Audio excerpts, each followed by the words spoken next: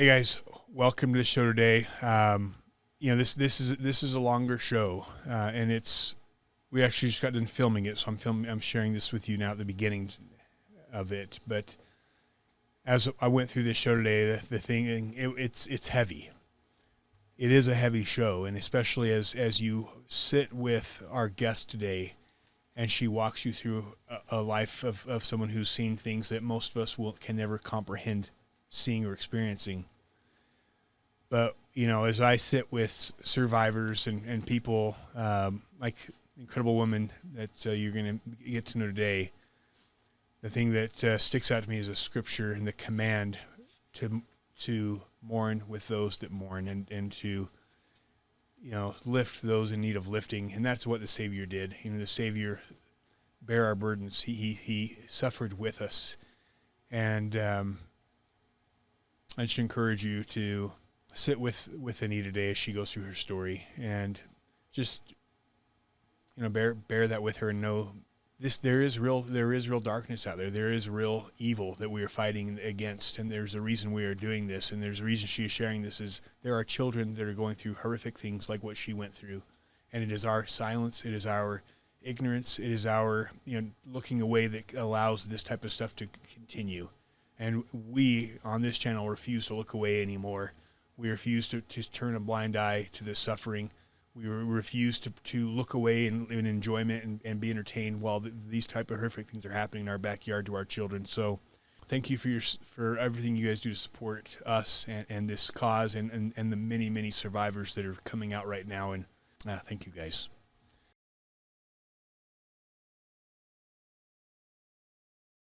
And welcome back to We Are the People. This is your host, Jason Preston. And by now you've probably seen several of the shows we've been doing on ritual abuse. Today we are very excited about the show that we're bringing you today. It's actually an incredible woman who's actually not grown up in the LDS, was not abused through the LDS Church of Satan organization, which is kind of interesting because it's fascinating to see how different organizations it's all satanic, but it is very fascinating to see how different organizations, whether it's through the Catholic Church or whether it's through the CIA, or whether it's just through just families, very unorganized, but there are similarities with all of it. And I think you're going to find this a fascinating, powerful story. It's honestly, when we first spoke on the phone, it didn't take me more than a few minutes to be just excited and thrilled to have her come and join us. So before we get started, please make sure you're following us on our website and signed up for our newsletter on our website. Go to wearethepeople.org and sign up there. Also, it is our mission not just to be talking about corruption, but standing and fighting the corruption, whether it's political or whether it's, fighting for children. It's all the same fight. This is a battle of light and dark. And what we know is that when a small number of people stand together, even as a small number as 3% has never failed to bring about change. So one of the things we're really working hard right now is to build a volunteer army that can stand up for children, that can stand up against some of these corrupt bills, that can support people who are seeing injustice in the justice system. And that can also support good people who are trying to get into office that the odds and the decks are stacked against them. So if you want to participate, we could use your help. And we'd encourage you to go to our website, wearethepeople.org, and sign up there under volunteer.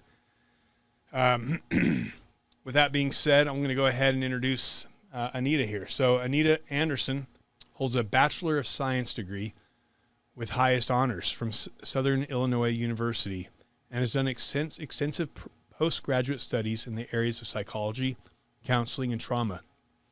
She is a certified lay pastoral counselor and a Stevens minister. Anita is a published author of a highly praised devotional book, Turn Around, My Child. With over 12 years teaching in adult education, she enjoys public speaking. As a 10-year veteran of the U.S. Air Force, Anita received the Air Force Commendation Medal for her outstanding service. Anita is also a survivor of satanic ritual abuse and extreme mind control. She has lived her life with dissociative identity disorder and complex post-traumatic stress disorder. Understanding firsthand how horrific and disabling these conditions are and how isolated, shamed, and misunderstood survivors of this world-wide pandemic can feel. Anita has chosen to spend her remaining years bringing light into the darkness and comfort to the brave survivors. Anita lives with her devoted husband, John, of over 49 years in California. They enjoy ballroom dancing, traveling, and spoiling their 5 grandchildren and 4 great-grandchildren. Anita and John, welcome to the show. Thank you, Jason. It is so good to be here. I can't believe we're actually here. We've done so much work getting ready for this with your wonderful staff, and we really appreciate everything you've done to make this easier for me. Yeah. This will be the first time that I'm speaking out and really telling my story. I was on one other podcast, Lisa Meister's podcast, and that was very nice, but it wasn't near the story that I'm telling today. Yeah. So I have screwed up my courage, and I am going to try to give you as much truth as I possibly can. I'm so excited about what you're doing to shine light into the darkness and to give a platform to other survivors, people who have been through horrific things and have never been believed, have never been supported, particularly by their churches of all denominations. And this is a pandemic that makes COVID look like nothing. Yeah. It goes around the world. It covers every type of people there is, rich, poor, everybody.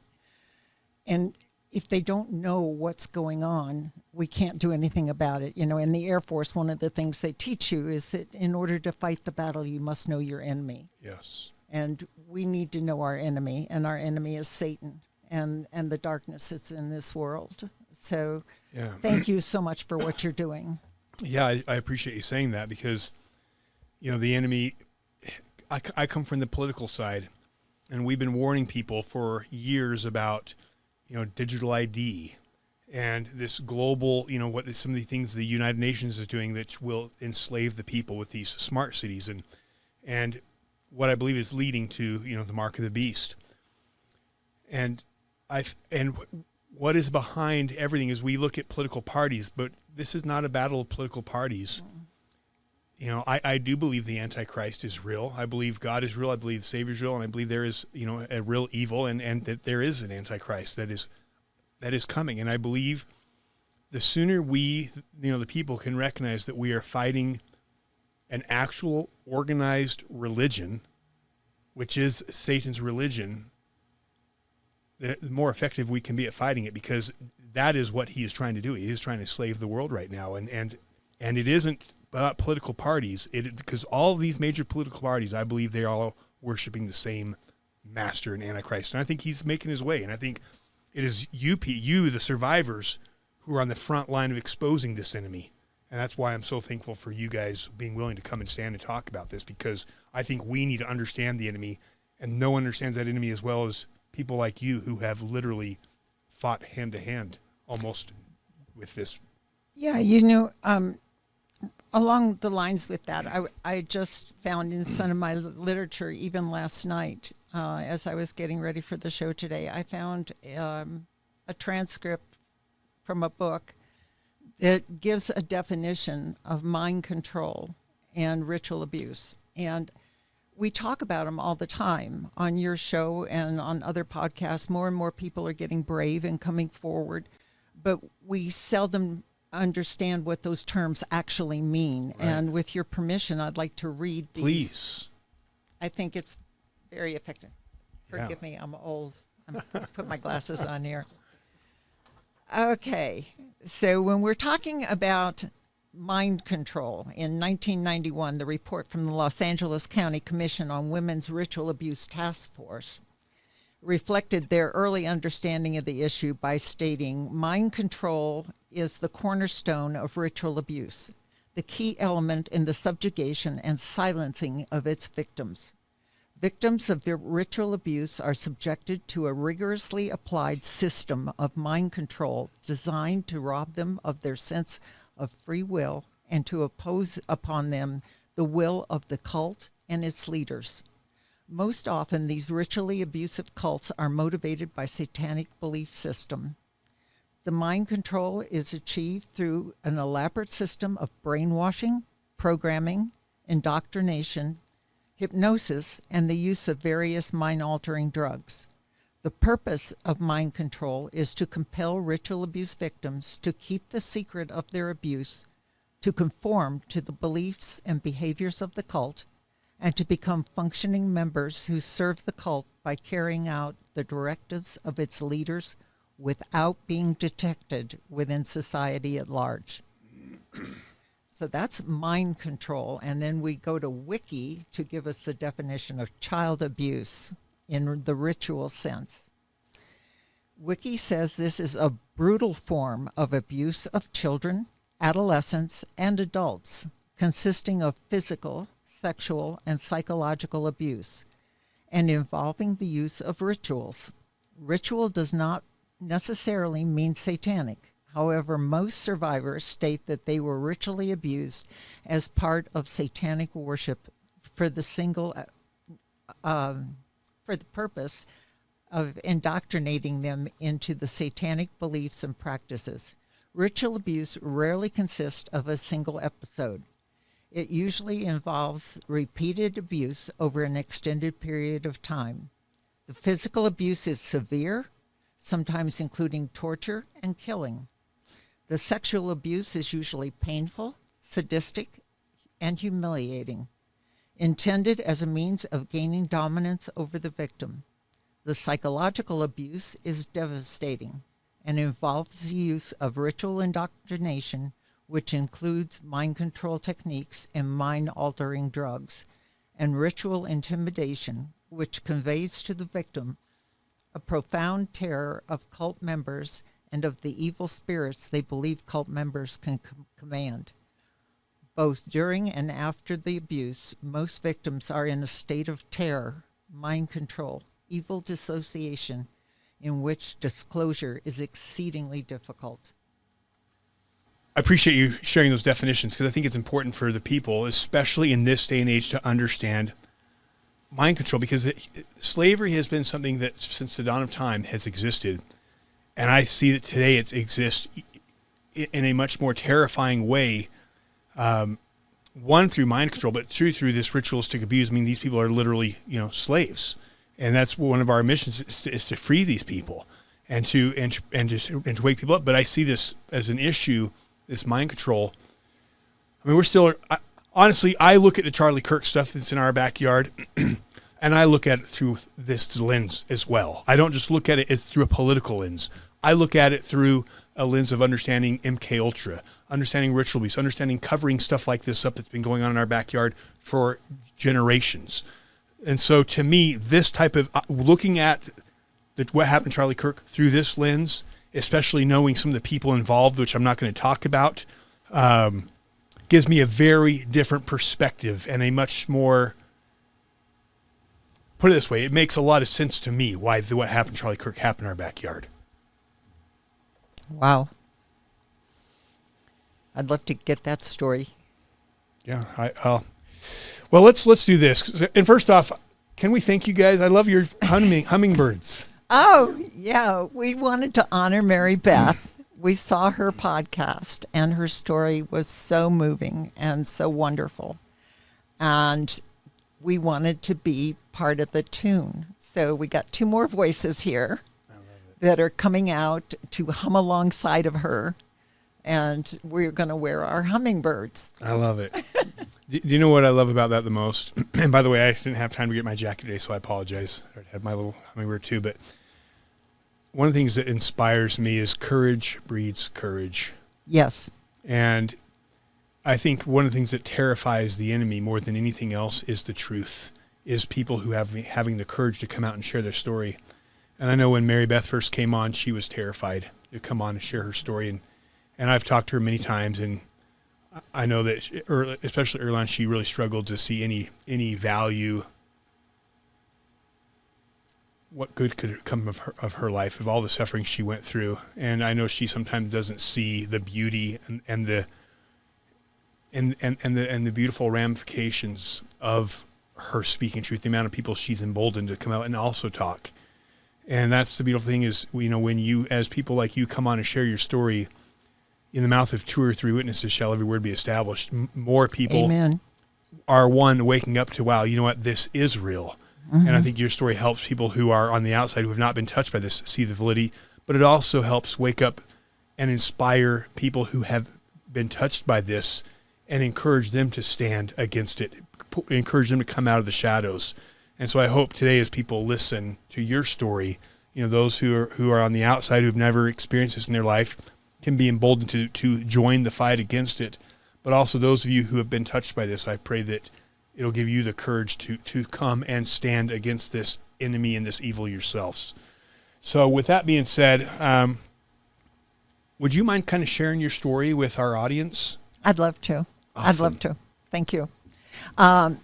It's easy for me to be brave to an extent at this point because I'm so much older than most of your victims that are survivors that come on and talk about their abuse. My perpetrators are dead.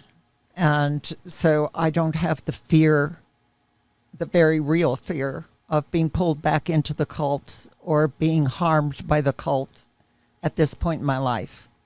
I was born December 29th, 1945, at the end of World War II. And my father was in the Army Air Corps, and he and my mother eloped and got married. And it was 2 very dysfunctional households coming together. So it's funny when you're little and you grow up, you think that everybody's house is like your house. And everybody's mom and dad is doing what your mom and dad is doing. And so you don't realize that things are different or abnormal. But my father was very strict. He was emotionally unstable. It was dependent on his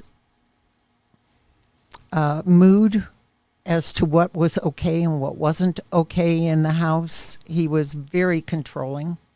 So he and my mom got married, and there's a picture of them up on the screen. And they look like they happily married couple. And yet my dad bragged for the entire time they were married, which was almost 60 years, that the morning after the wedding, he told my mother to get him breakfast, and my mother wanted to sleep in. And she said she was going to sleep in for a while and not get him breakfast right away. So he put his feet in the middle of her back, kicked her out on the floor, and said, "Get my breakfast."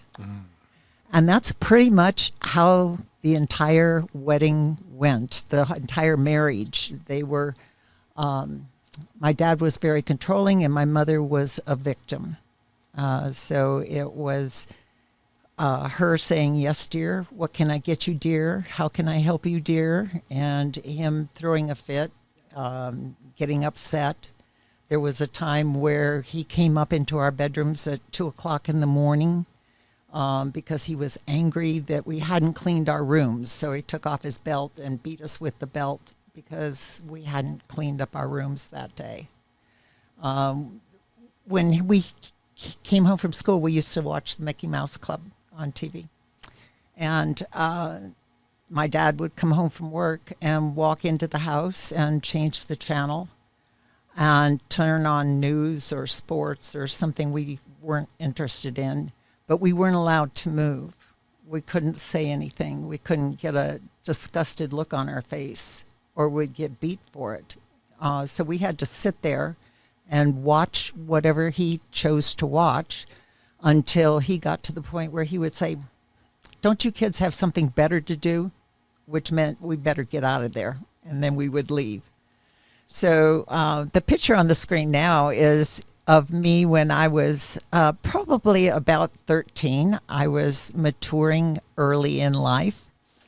And my father didn't like the fact that I was attracting attention from boys. So he cut my hair off and gave me a boy's haircut. That's what that was back then.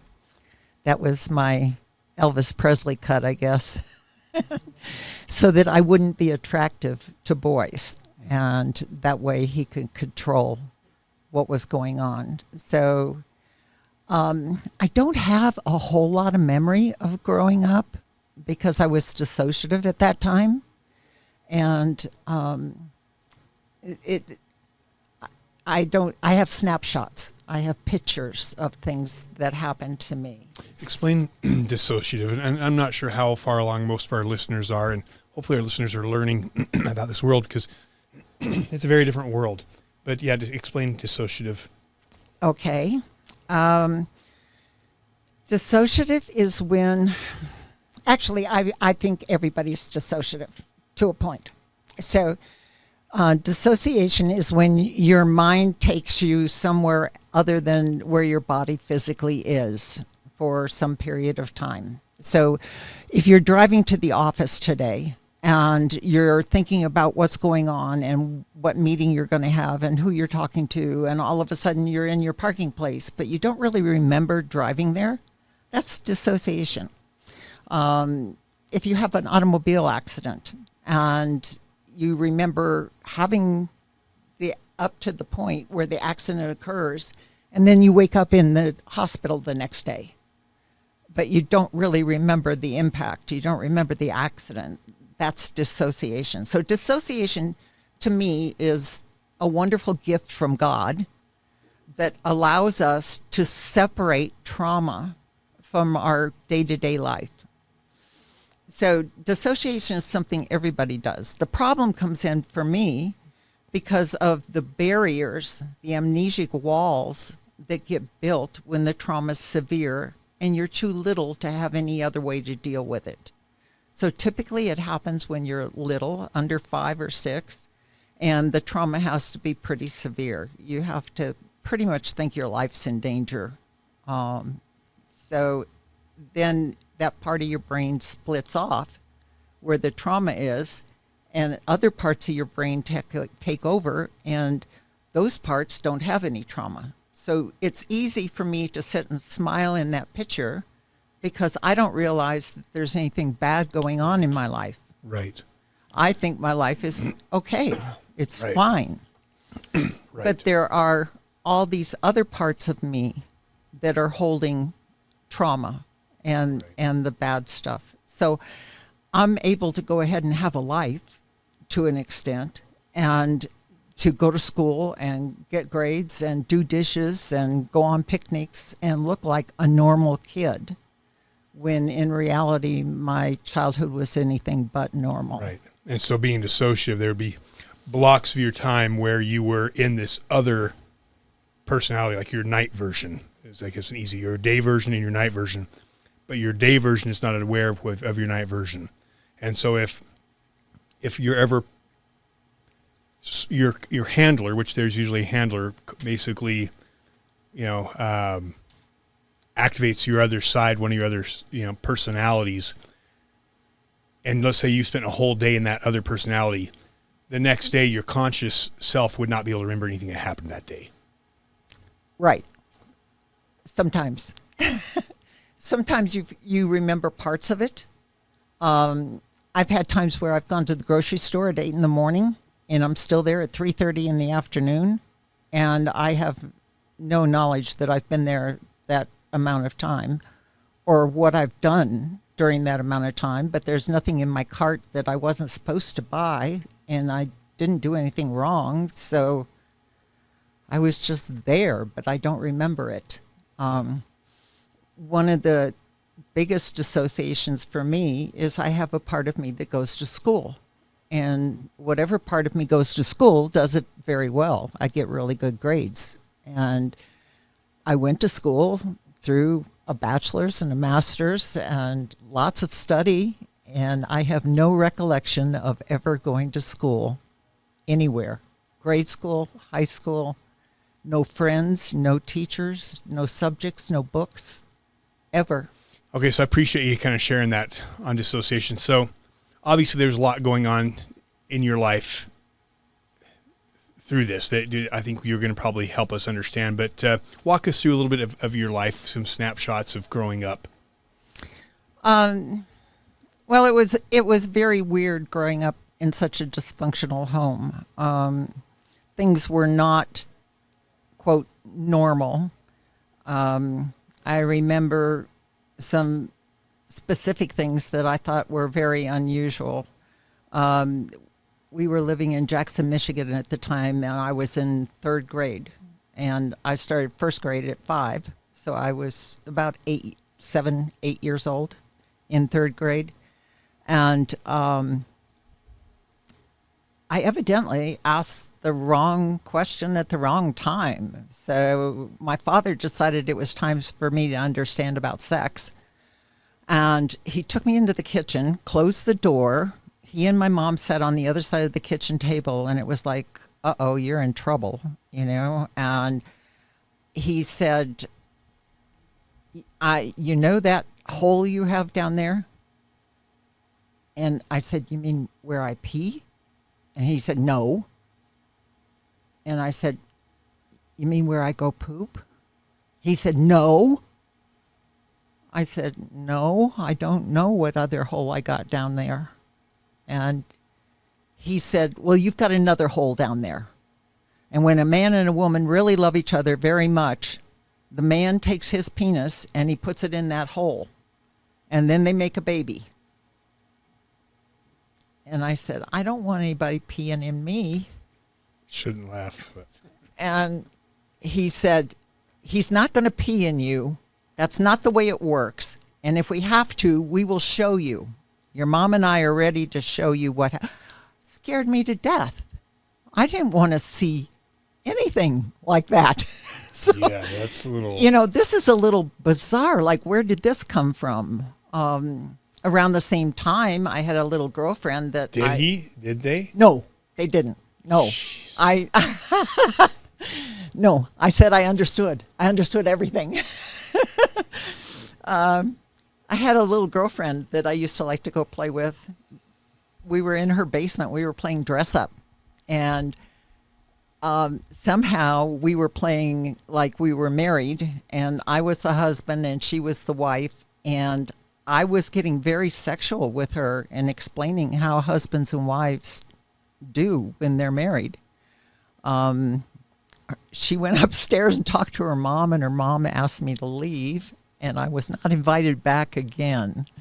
But this, again, is at such a young age. Like, how would a 7 or 8 year old know what goes on between a man and a woman sexually? Usually when kids are overtly sexual at a young age, it's because something's been done to them.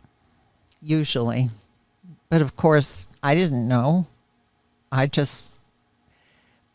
I'm not sure where the amnesia kicks in here, and the part of me that did know participated, and the part of me that didn't know didn't have a clue what was going on, because I've been dissociative my whole life.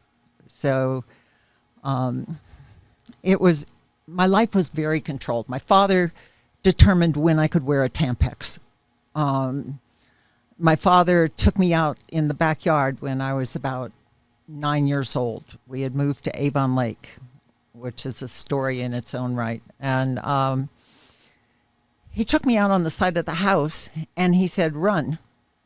And I looked at him like, what? And he said, I told you to run. And I said, why? And he said, when I tell you to run, and you run like you never ran before. And I got scared, and I started to run, and I ran as fast as I could. And my father ran, and he caught me, and he threw me to the ground. And he said, I just want you to know that no matter how hard you try, no matter how fast you run, you will never get away from me. Never. Wow. So I grew up believing that my father was all powerful. He was my God, really. I was a Catholic girl, but he was the God in my life because he controlled everything. He controlled, if he didn't like the dinner, it wound up on the floor. We only had 3 vegetables, peas, beans, and corn, because those were the only 3 my father liked. So as an adult, My mother was getting ill with Alzheimer's, so that's part of it. But as an adult, I found broccoli. I liked broccoli. And so I asked my mother, why didn't we have broccoli when I was a little girl? I don't remember ever having broccoli. And she said, oh, honey, they didn't have broccoli when you were a little girl. That's a brand new vegetable. Oh, jeez. That's pretty much how it went in our house. If my dad said it, my mom swore to it. And so we were very controlled, very, yeah. I mean, if I was upset and my dad was in a good mood, he'd tell me to put a smile on my face or he'd give me a reason to cry, which meant I'd get a beating with the belt. The belt was his weapon of choice. If I was in a good mood and he was in a bad mood, he would tell me to wipe that smile off my face. You know, so it was either put a smile on your face or I'll give you a reason to cry, or wipe that smile off your face or I'll wipe it off for you. So wow. I was never allowed to express anything I felt. I couldn't express fear or anger. I had no right to say no, ever, to my mother or my father. So totally controlled. So at what point did you start to, well, go on. Go on with your... Well, it got to the point, I remember trying to get help because I didn't like the beatings. The beatings were severe. At one point, and I'm probably jumping around in age a little bit, I was 14 or 15 and I looked at my back after I had gotten a beating, and there were welts from my shoulders to my knees where the blood was being pulled through the skin. So it was like prickly heat, or, you know, it was, and I was all black and blue. And that was like 15 years old, you know, way beyond when you should have in any way been physically punishing a child. And I remember going to my window and looking up at the moon and praying to God that he would please, please kill my father. Don't let him come home anymore. It's horrible. Because the beatings were so bad, and you never knew where you stood. You know, everything was based on how it made him look. If it made him look like a good father, then you were good. But if it made him look like a bad father, then you were bad. So it wasn't about what you did, really. It was about how it made him look. Everything, all the time. So I got very good at watching people and analyzing how they felt about me or what they were thinking, because I had to do that with my dad all the time. So, yeah, it got so bad that I felt so alone, so unloved.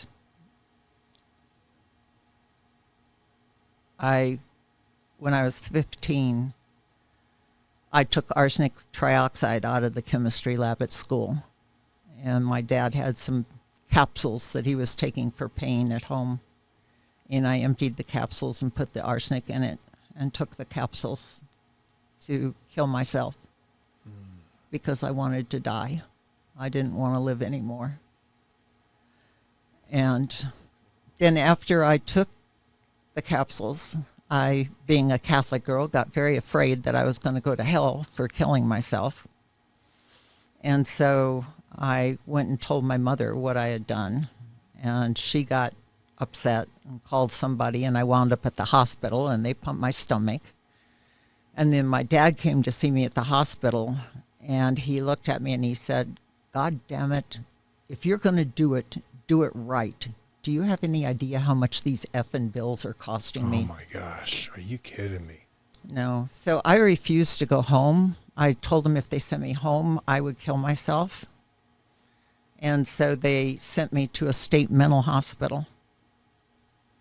that was an eye-opener. Yeah, I'm sure things didn't go much better there. Well, fortunately, for some reason, God's hand came down and I got no medication and no treatment. But I was in with people who were getting electroshock treatments every day. And so I was watching people get shock treatments and having them come back and they don't remember anything. And it was bad. But I didn't get any treatments. I was just there. And then after 3 months, they took me out of there and sent me to a Catholic girls' reformatory where I spent the last year and a half. The picture that we've got up now is a picture of me at 15. That's my school picture from the year I tried to kill myself. Oh, jeez. And of course, it looks like I'm doing you're so fine. Pretty. You look so happy. Yeah. But I wasn't doing fine. I had given up hope on ever having anybody help me and ever having a way out. I had talked to priests, I had talked to teachers, I had talked to neighbors, I had talked to anybody I could find, and nobody ever believed me. And they would just turn around and take me home and tell my father what I said. And of course, when they told him what I said, it was horrid. And I'm the oldest of 3, so I have a sister 3.5 years younger and a brother 5.5 years younger. And they were going through the same thing. Not quite as bad because I was the oldest, so everything was my fault. Yeah.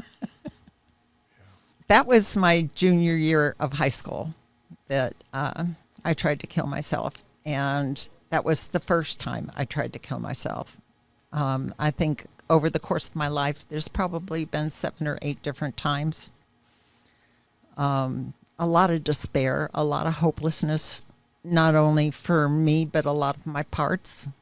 And I'll be reading some things some of my parts have to say in a little bit, which will give the audience, I think, a better idea of how I was feeling at that time. So I graduated from high school and went back home to live with my parents, unfortunately. And I dated a guy one time. He was in the Coast Guard. My dad had been in the Army Air Corps, and he was very patriotic. So we raised the flag every day, took it down every night. And dating this guy in the Coast Guard kind of made me feel like I was doing a USO kind of thing. Yeah. You know, I was helping out this GI it made me feel like I was doing something for my country by dating this guy. So he picked me up, and we went and got a Coke, and then we went what they call down in the valley, which is Cleveland Metropolitan Park. And we went down there, and we parked the car, and we were just talking. And he didn't want to just talk. And when I left the park that afternoon, I was pregnant. That was December 8th of 1963. First date, the only date you went on with this guy. Right. Never saw him again. I asked him what he would do if I was pregnant. He said, "When will you know?" I said, "About Christmas." He said, "Well, call me if you don't get your period." I said, "Okay." And I went to call him when I didn't get my period, and he was in Guam. And at that point, you can't do anything when they're out of the country. So you have to wait for them to get back in the country before you can file any charges or anything. So there wasn't anything I could do. And my dad had said that if anybody ever touched me, he would kill him. And I definitely believed my dad would kill him. And so I didn't tell my dad or my mom. I just kept hoping it wasn't true, praying it wasn't true, begging God, manipulating God, please, God, don't let me be pregnant. I'll do this, I'll do that, I'll do something else, but please don't let me be pregnant. And I was pregnant. So when I was about 5 months along, I told my mother when my dad was at work, and when he came home, she told him. He yelled at me until about 4:30 in the morning and then told me to take my bastard and go to bed. And 3 days later, he dropped me off in front of Catholic Charity's Unwed Mother's Home and told me never to come back. And so I went into an unwed mother's home for about 3-4 months. And I had my son in the basement of St. Anne's Hospital in Cleveland. And I was all alone and didn't know what I was doing. And didn't understand anything about babies or how to take care of them. They instantly gave me a shot to dry up my milk because they just assumed I wouldn't be keeping my son because I wasn't married. And back then, an unwed mother was like a harlot, a tramp. Yeah. And but I did decide to keep him, so I left. 3 days later, they kicked me out of the unwed mother's home, and I got a job as a waitress. And I started as a car hop for big boy restaurants. As a single mom. Well, I left him in the hospital. Okay. So I wasn't with him, but I was trying to get on my feet. Yeah. So I worked a bunch of different menial labor jobs because back then women couldn't get good jobs. We couldn't get factory jobs that had a future or a guaranteed wage or a union or anything like that. So we were clerks, billing clerks, file clerks. We did all the menial labor stuff that had no benefits and or anything to it. So it was hard to get on my feet.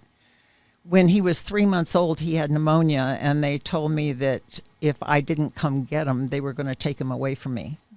And I had dated a guy at one point that was adopted, and he was very lost about not having his real parents with him.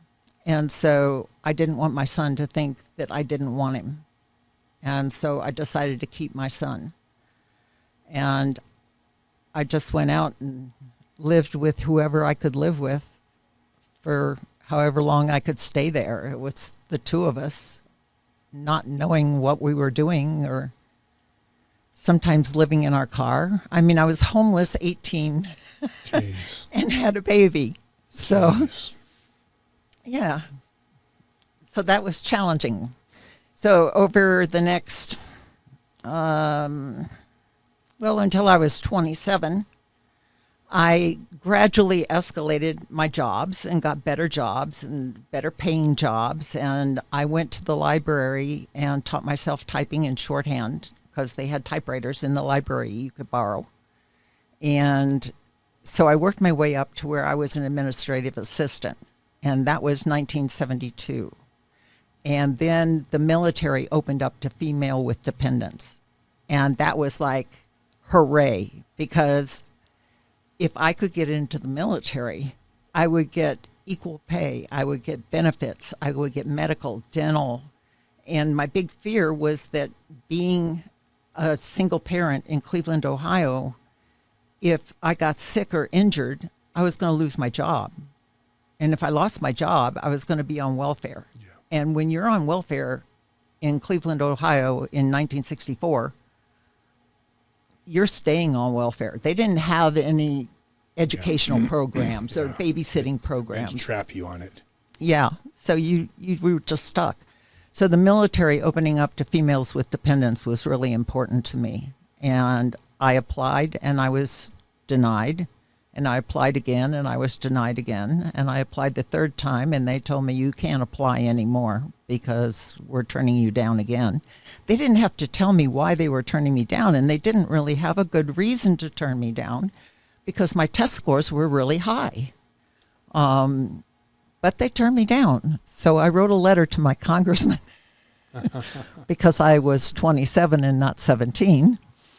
And I said I didn't understand why I wasn't able to serve my country. And my congressman wrote my recruiting officer and asked why I wasn't being allowed to serve my country. I got this beautiful letter saying, congratulations, you've been accepted in the United States Air Force. So I joined the United States Air Force, put my son in an orphanage. And the picture that's up there now is a picture that was taken the Christmas before I went in the Air Force. So I went in the Air Force about 3 weeks after this picture was taken, and my son was 8. And I put him in an orphanage while I went to basic training. And then in the second week of basic training, they informed me that the military doesn't recognize illegitimate children as dependents. Oh, jeez, you're kidding me. No, because this is back in the day when men never got custody of the kids. And so here's Joe, veteran over here in the Army or whatever, and he's going and making a baby in New York when he's stationed up there. And then he goes to Germany and makes another baby over in Germany. And then he goes to Texas and has another baby down in Texas. And the military had to send the dependence allowance to each one of these babies that he's having in all these different places. So the military had to keep track of all that. And that was ridiculous, you know. So since men never got custody anyway, they just made it a rule that we don't recognize illegitimate kids, so don't bother applying. But then they opened the military to females with dependents without considering the fact that there might be an illegitimate child in the mix. And while most of the girls gave their children away to a sister or a parent or something like that when they were in the military, I didn't have anybody to give my child to. And he was 8 years old. I'd been raising him by myself all this time. So I didn't know what to do. And I went to base legal, and they said, well, we think you've got a case, but we can't help you. Sue the Air Force. So I went and got a civilian lawyer, and he had me start a lawsuit against the Department of Defense and the United States Air Force so that I could get the rights to my child that was my natural born child that I had sole custody of for 8 years. But after about 3 months, they couldn't afford it anymore. We had gone on out of basic training and gone to tech school at Shepherd Air Force Base. And my attorney said that the DOD was just keeping him bombarded with paperwork and he couldn't afford to keep it up. So I said, well, what do I do now? He said, well, I suggest you adopt your child, and because the military accepts adopted children as dependents. I said, what? So I went to the base credit union. I took out a loan for $500 and I adopted my own child. And there's the proof. Jeez. I am the natural mother and I am the adoptive mother. So now my son is no longer illegitimate, thank you. Yeah. He is adopted. Double down. So I adopted my own child, and we were fine. Got him out of the orphanage, and he came to be with me, and we started our military career. And I was in dental lab tech. That's a picture of me back when I was young and pretty. That's our graduation picture from dental lab school, where I graduated with highest honors. That's great. And then we moved from Shepherd Air Force Base to Bossier City, Louisiana, Barksdale Air Force Base. And Louisiana was beautiful and lush and green and gardenias growing everywhere. And it was really pretty. And if you like to hunt and fish, it was a good place to be. I don't do either of those things, but it was still a good place to be. And let's see, it was June of 1974. I was asleep. My son was asleep on the couch. We had watched a scary movie and we're eating chocolate chip cookie dough because we were both about the same age, I think. And so he fell asleep on the couch and I went to bed, and I woke up to a man going through my jewelry box. And I said, what are you doing? And he came over and put his hands around my neck and threatened to kill me if I made any noise. And that didn't really register, but then he said if I made any noise, he would wake up my son and make him watch, and then he would kill both of us. Well, by now my son was pushing 10, and he would have protected his mom from anything. So I was very concerned that he would wake up and try and protect me and then be hurt. And besides, just watching me would be horrible. So I just laid there. I didn't do anything. And he stayed around for a while afterwards. He was like afraid to leave or something. But eventually he left. And I got up and decided I would call the suicide hotline, or the rape crisis hotline. And so I called the rape crisis hotline and I said, I've just been raped and I don't know what to do. And the girl that answered the phone, she evidently was new. And she said, well, I can't tell you what to do. and I thought, well, what good are you? And I hung up the phone. And so then I called the police department. And I said, please don't, no lights, no sirens, no anything, because he said he's going to watch me and he's going to come back whenever he wants to. And I'm scared to death he's still out there. And so they came to the house and they were very quiet and there were no lights and no sirens. And they started an investigation and took fingerprints all over my house and messed everything up. And then they found out that I was in the Air Force and they told me that I needed to go to the base hospital. So I went to the base hospital to get a rape kit done. And my first sergeant was there, who was a man.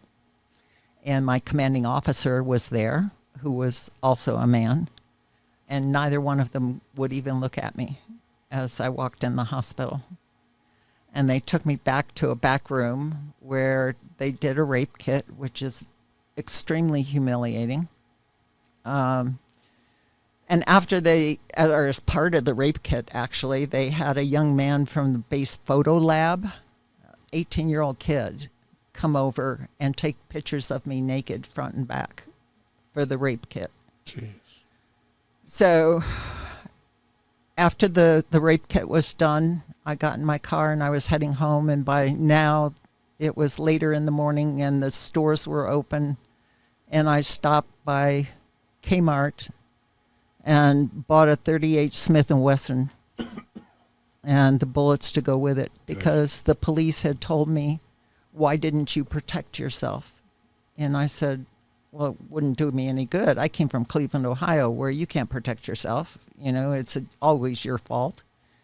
And they said, no, in Louisiana, if you find somebody in your home who doesn't belong there, you can protect yourself. Yeah. So I bought a gun, came home. They wound up catching the man that had raped me 3 days later. I lived 2 doors away from his brother, who was a police officer on the base. So he had a gun. And I had put his brother in jail facing a mandatory death sentence, because in Louisiana, they only have 2 kinds of rape. There's simple rape and aggravated rape. Simple rape means that I am drunk, intoxicated, on drugs, somehow incapacitated, so I don't fight back, I don't refuse. Or I'm mentally ill and can't fight back. Or I think the guy's my husband and don't fight back. So all the simple rape says you don't fight back.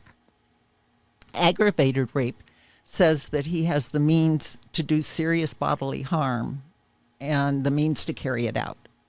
And that's a mandatory death sentence. So simple rape carries 2 to 10. Aggravated rape carries a mandatory death sentence.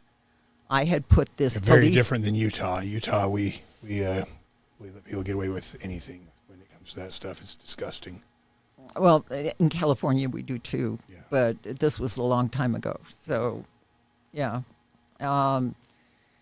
So the Air Force decided that my life was in danger because I lived 2 doors away from a man with a gun who wanted me dead. And they couldn't take his gun away because he hadn't done anything. His brother was the one that did it. So they decided to move me. And they moved me.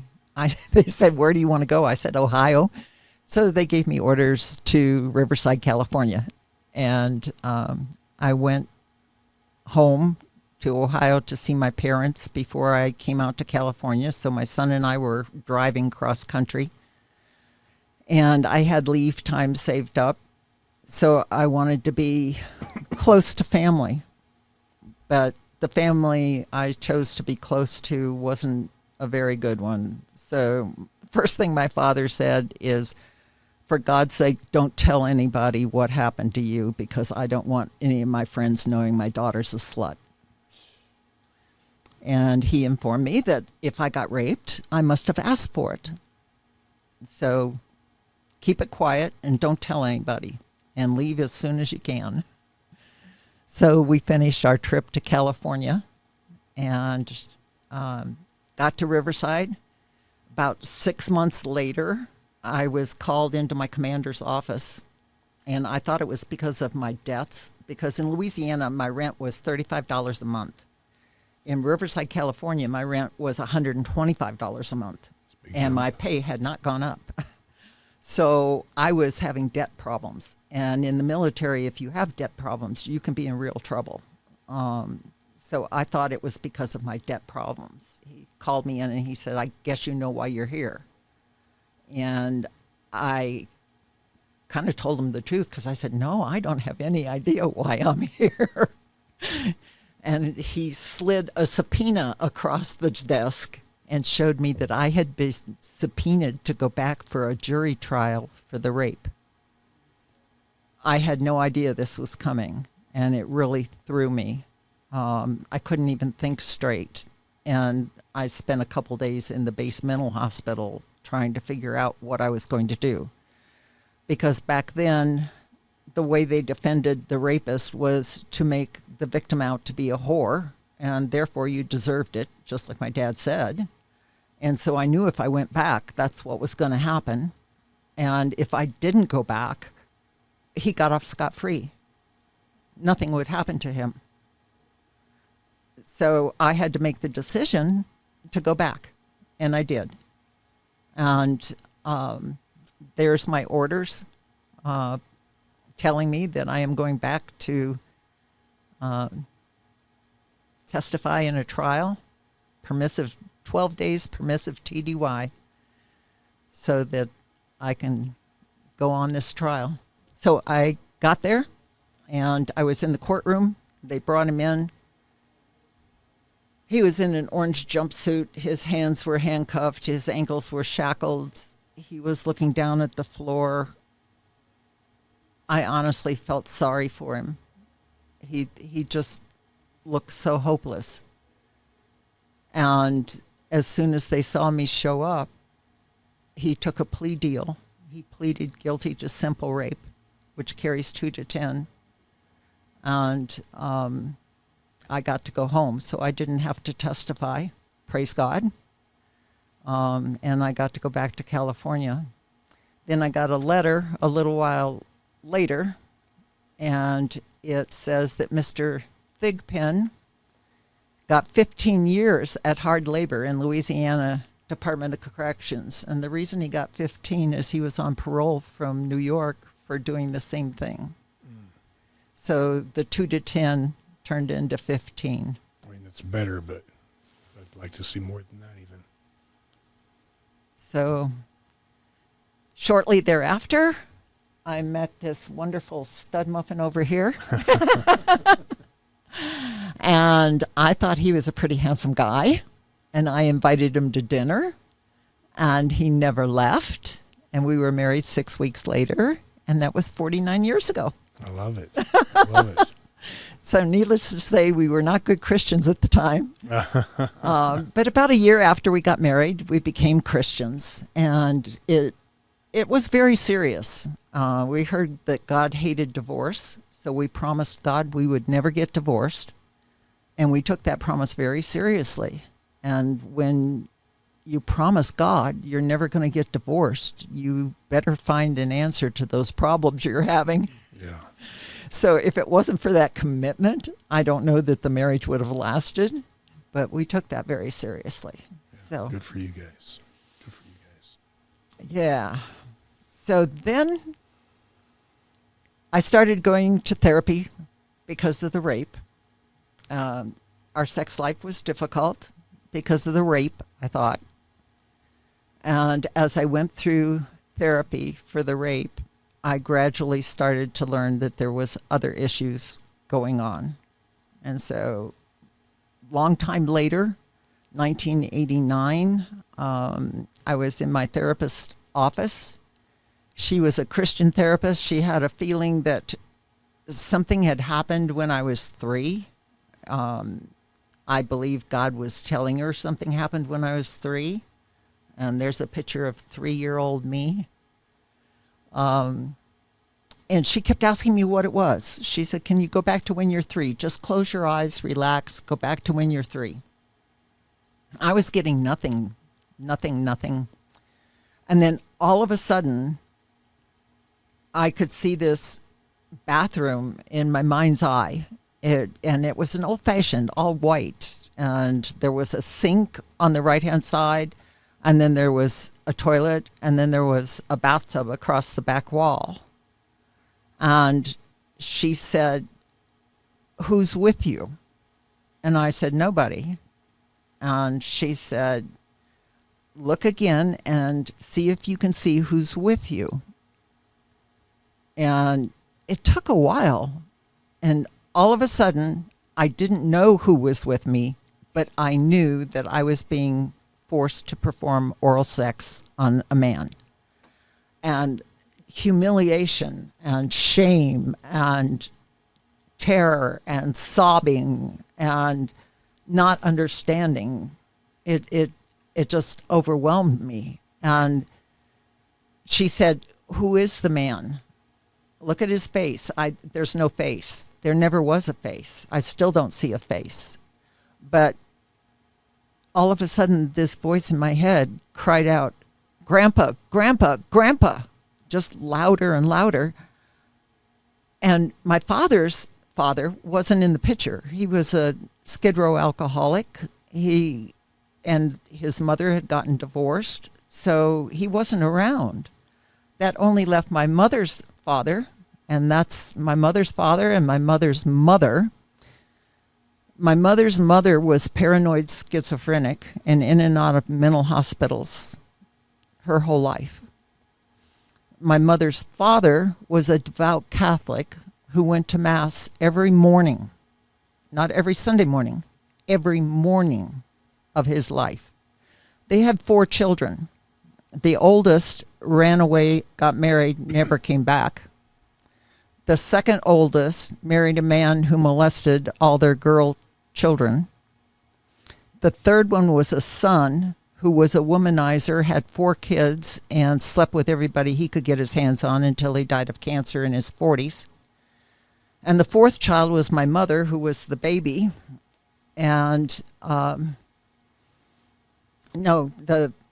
next child, the one that married the guy that molested her children, she committed suicide.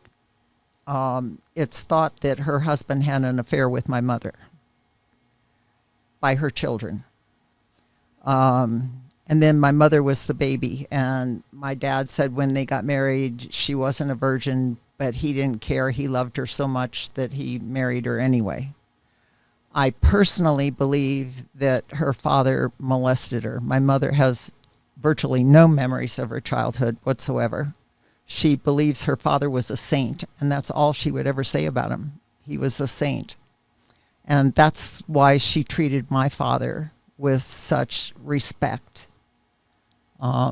Because... Hey guys, we're going to take a quick water break. And on that note, before I do that, to our guest, we appreciate you, appreciate your hearts, your love for these survivors.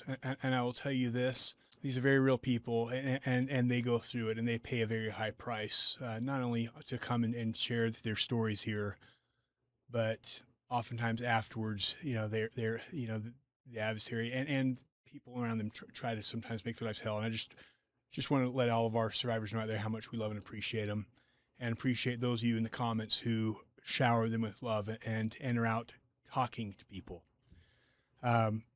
I do also want to kind of, while we're here, take a quick break to, just thank Century H2O. They've been very good about supporting us, and they believe in our cause. And I just am thankful because honestly, I am a big believer in in drinking good, clean water. I mean, you can see it's posted all over the problems with our public water. Utah is one of the most toxic places in the country. I think it was ranked second by Forbes because of the mines. All these toxins, arsenic, the garbage seeps down into the soil and into these underground aquifers. And that water is pulled up and that is your drinking water. The state is not cleaning that water. They do the bare minimum. Those toxins are in the water. The pharmaceuticals, I mean, all the garbage that goes into people's bodies that are toxic goes into that, and it is being brought back into the water, and you're drinking it. It's not being filtered out. The biggest drug that they found in tap water, do you know what it is? Fluoride. Birth control. What? Birth control is the highest toxic compound found in tap water. Wow. So boys are consuming this. You got to think about testosterone dumping. Of course, because you're getting estrogen. You're getting birth control. You know what I'm saying? Like, no wonder our hormones are all jacked up. Yeah, you're showering in it, you're drinking it, it's in your food, it's in your bread, yes. your pasta. And pasta and everything, and everything. Even your fruits, they're watering it. Yes, fruits and everything. Vegetables. I mean, you can't even drink a bottle of water in plastic because of the nanoplastics and the microplastics. Crazy. It's just, you know, they're setting us up for failure. Most filtration systems out there, they filter particles out, but they do not clean the water the way Century H2O does. If you do not have a water system, or even if you do, I will tell you this: Century H2O does two things. As it cleans out all the toxins in the water, which I don't know any system that cleans the water as well as this does. It also increases oxygen, increases the alkaline level, and increases the level of magnesium, which your body needs for sleep, for exercising. It is water that actually you feel healthier. It's made a huge difference with Alexi and I. We've been using it now for, close to a year, and I love it. It's become part of our healthy rituals is drinking that water. So, anyways, I want to get back to the show. I don't want to take too much time, but please, if you need a water system, they have incredible options, including options for off the grid. Check it out. Go to our website, wearethepeople.org, and under wellness, look at Century H2O and check out their products. Thank you, guys. So, yeah, that's, I mean, obviously horrific. At what point do you start to, because I know we've talked I know you have ritualistic abuse. At what point do you start to see ritualistic memories of ritualistic abuse? Well, when I got the memory of my grandfather, and a sexual act, I actually thought that's all there was. Right. And I thought, oh, good, now I can get healed. Now I had always known there was something wrong with me. I didn't know what it was, but I was overly emotional, and my emotions would switch all the time. And so besides, my dad told me every day, what the hell's the matter with you? So there's something wrong with me. And I believed that I was born broken. I didn't know what it was, but I was born broken. So when I got the memory of the grandfather, my therapist diagnosed me as dissociative. Only back then it was multiple personality disorder. So I thought she was telling me I was crazy. And she gave me Dr. Friesen's book on multiple personality disorder. And he draws a very strong correlation between multiple personality disorder and satanic ritual abuse. So she gave me this book and I devoured it. And when I got to page 123 here, it says diagnosing multiple personality.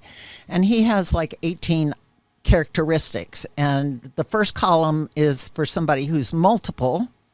And the second column on the control group is just normal people who are not multiple. So it's highly intelligent. 19 out of 19 multiple people are highly intelligent. But only 14 out of 25 in the control group are highly intelligent. So we're going down this list and I'm checking things off. And there were only 2 that I didn't check. And one was evidence of internal dialogue, number 10. I don't have any evidence of internal dialogue, which is where I hear voices in my head. Yeah. Or see people in my head. I don't have that. But I do think it's important to look at, because a lot of people who are fragmented or ritually abused or MK Ultra. Like, this is why you see so much in Hollywood. Highly intelligent, highly creative. You see so many people in the music industry that are in, you know, Miss America pageants, these pageant girls, music, writing, drama, artists. You see so much. That's why you see so many people that are ritually or abused in the arts.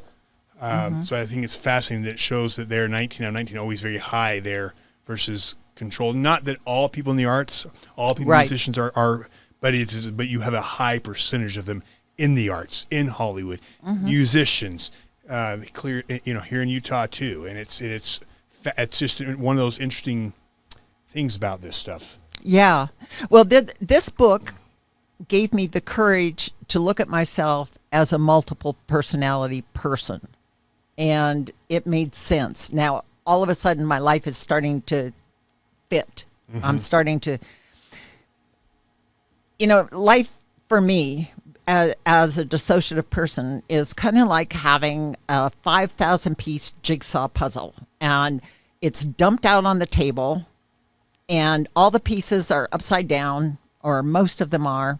And you start flipping pieces, and you start trying to put them together and trying to find the corners and trying to find the edge pieces. And there's not even a picture on the front of the box to show me what to look at.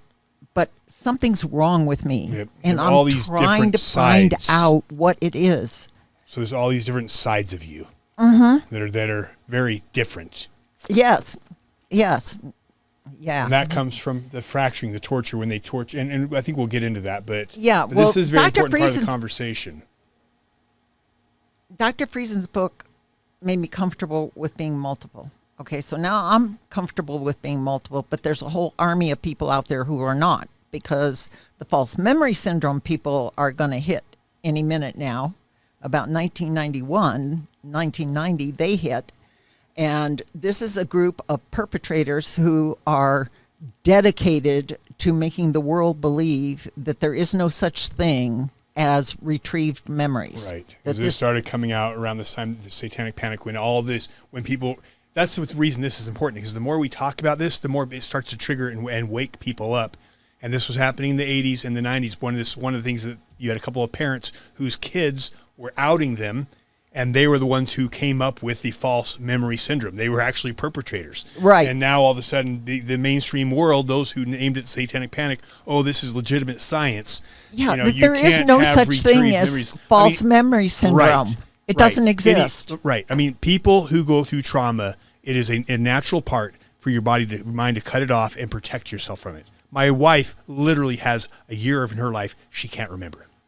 She went through trauma. This stuff is real. Yeah.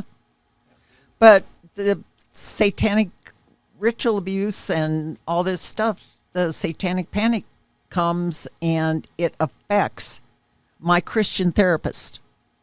So my Christian therapists are caught in a world where in psychology, many of the people, the doctors, the people writing the books, the people teaching the programs in the universities say that there is no such thing as multiple personality disorder. It doesn't exist, you know, and if it does exist, it's extremely rare. And you might just get one client in your whole lifetime if you get one.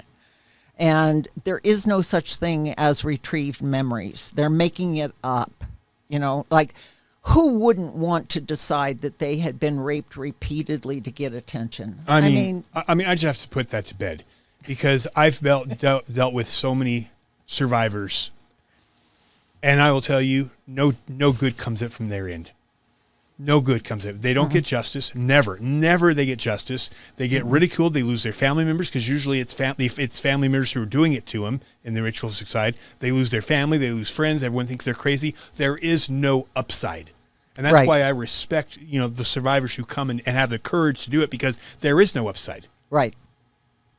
Except so for why truth. In the world would you want to come out of the closet and say, I think I'm going to screw up my whole life today. I think I'm going to make sure that nobody ever believes me ever again, that I am looked on as someone who's slightly crazy and should be in a mental institution. And boy, finding work's going to be hard, and finding a boyfriend is out of... There's no upside to this. Yeah. So, But my Christian therapists were caught in this dichotomy where if they believed me and believed all my memories, they were going to be criticized by the people, their peers and their bosses, and they could even lose their job or be sued. Right. So they were in a very precarious position. So what my personal history with therapy is my therapist decided that, okay, we're not going to look at memories. We're just going to look at parts.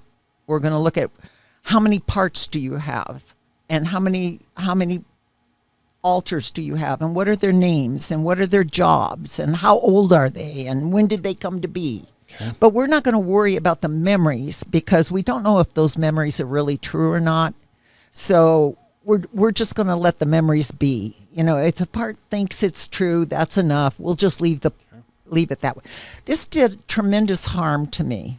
I didn't realize it at the time, but my Christian therapists were telling me that my memories weren't valid in essence. I mean, they never said those words, but they were telling me they weren't important. And we couldn't be sure they were absolutely accurate.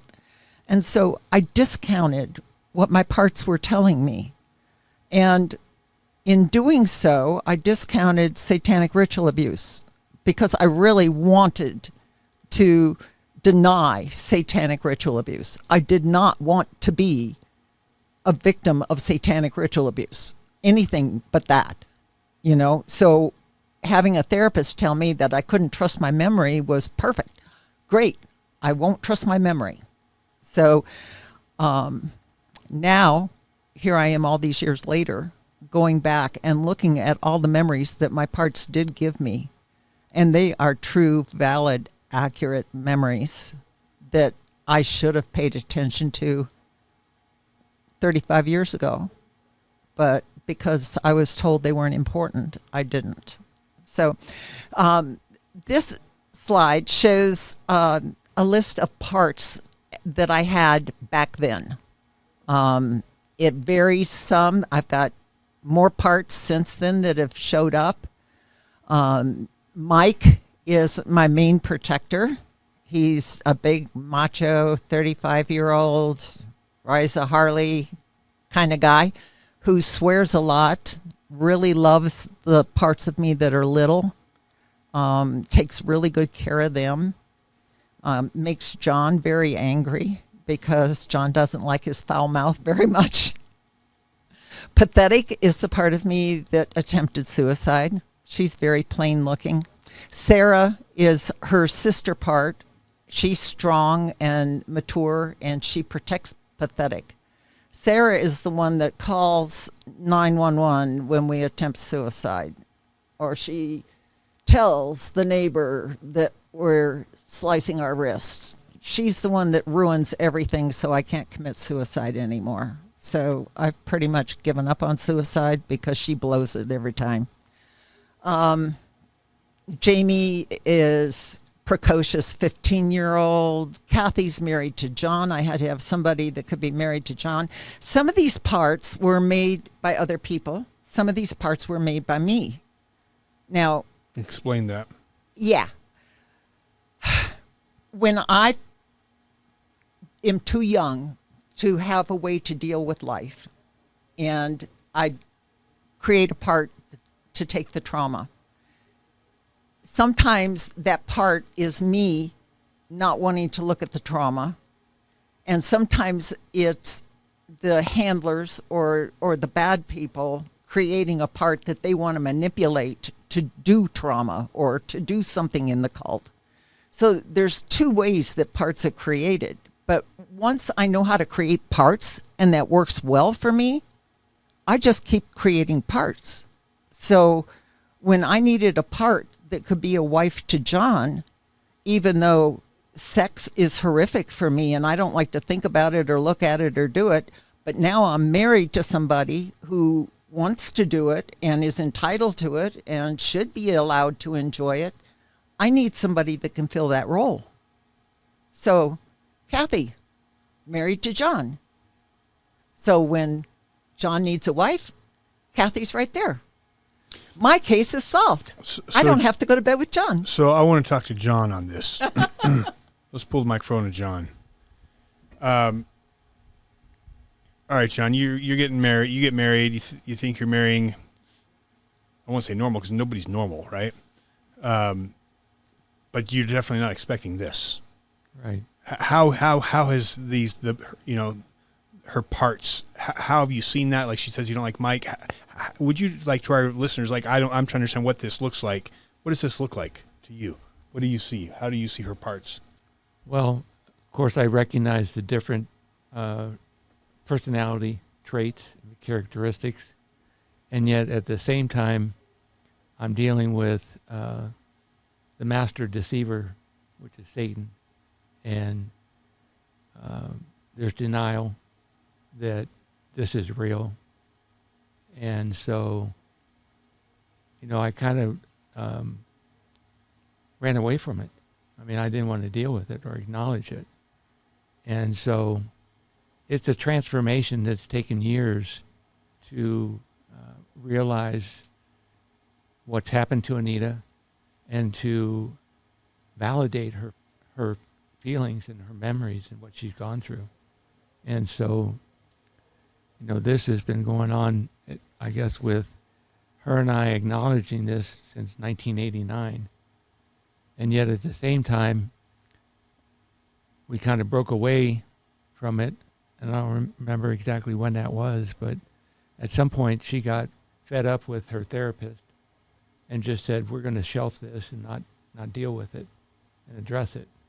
So now it's come back again because we realize it's still there. It doesn't, ignoring a problem doesn't make it go away, so it just makes it uglier the longer you look at it. So, I realized that God brought us together for a reason. And where she's weak, I'm strong. And where I need some help, she's there. So we balance each other out. And so, yeah, it's an ongoing process, every day. Realizing that Anita and I are in this together. We're one. I love it. Thank you, John. Sure. So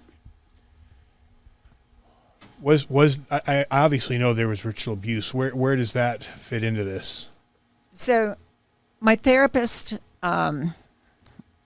continued working with me as a multiple.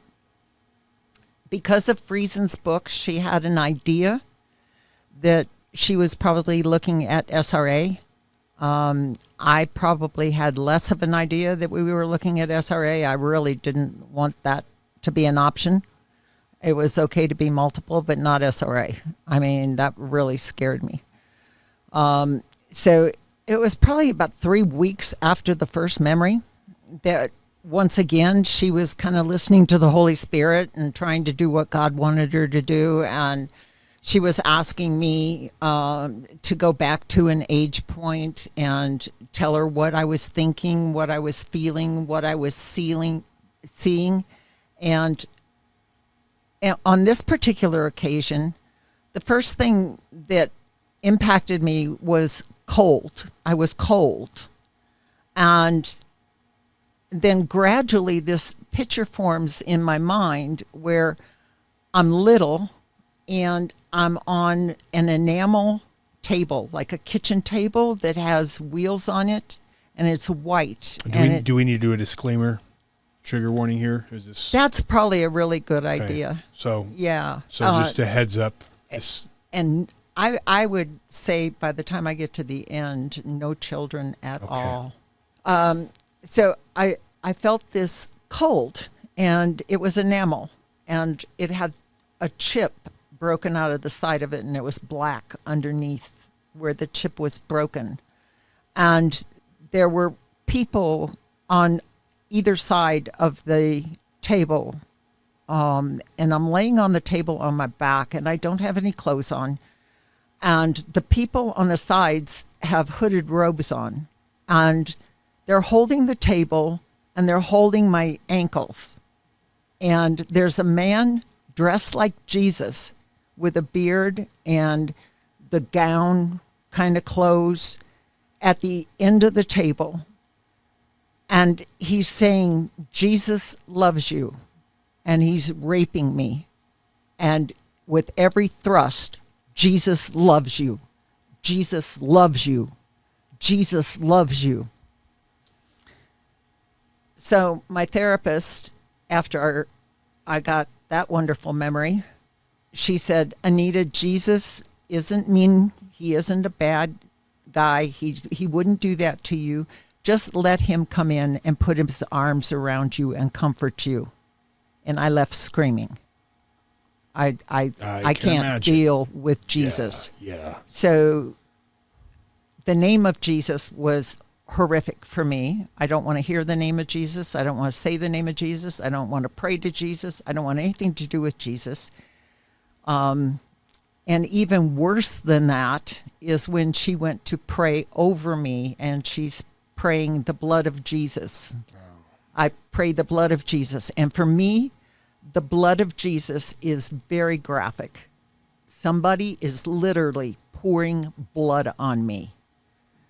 And it's just horrific. I still, to this day, can't listen to blood songs in church.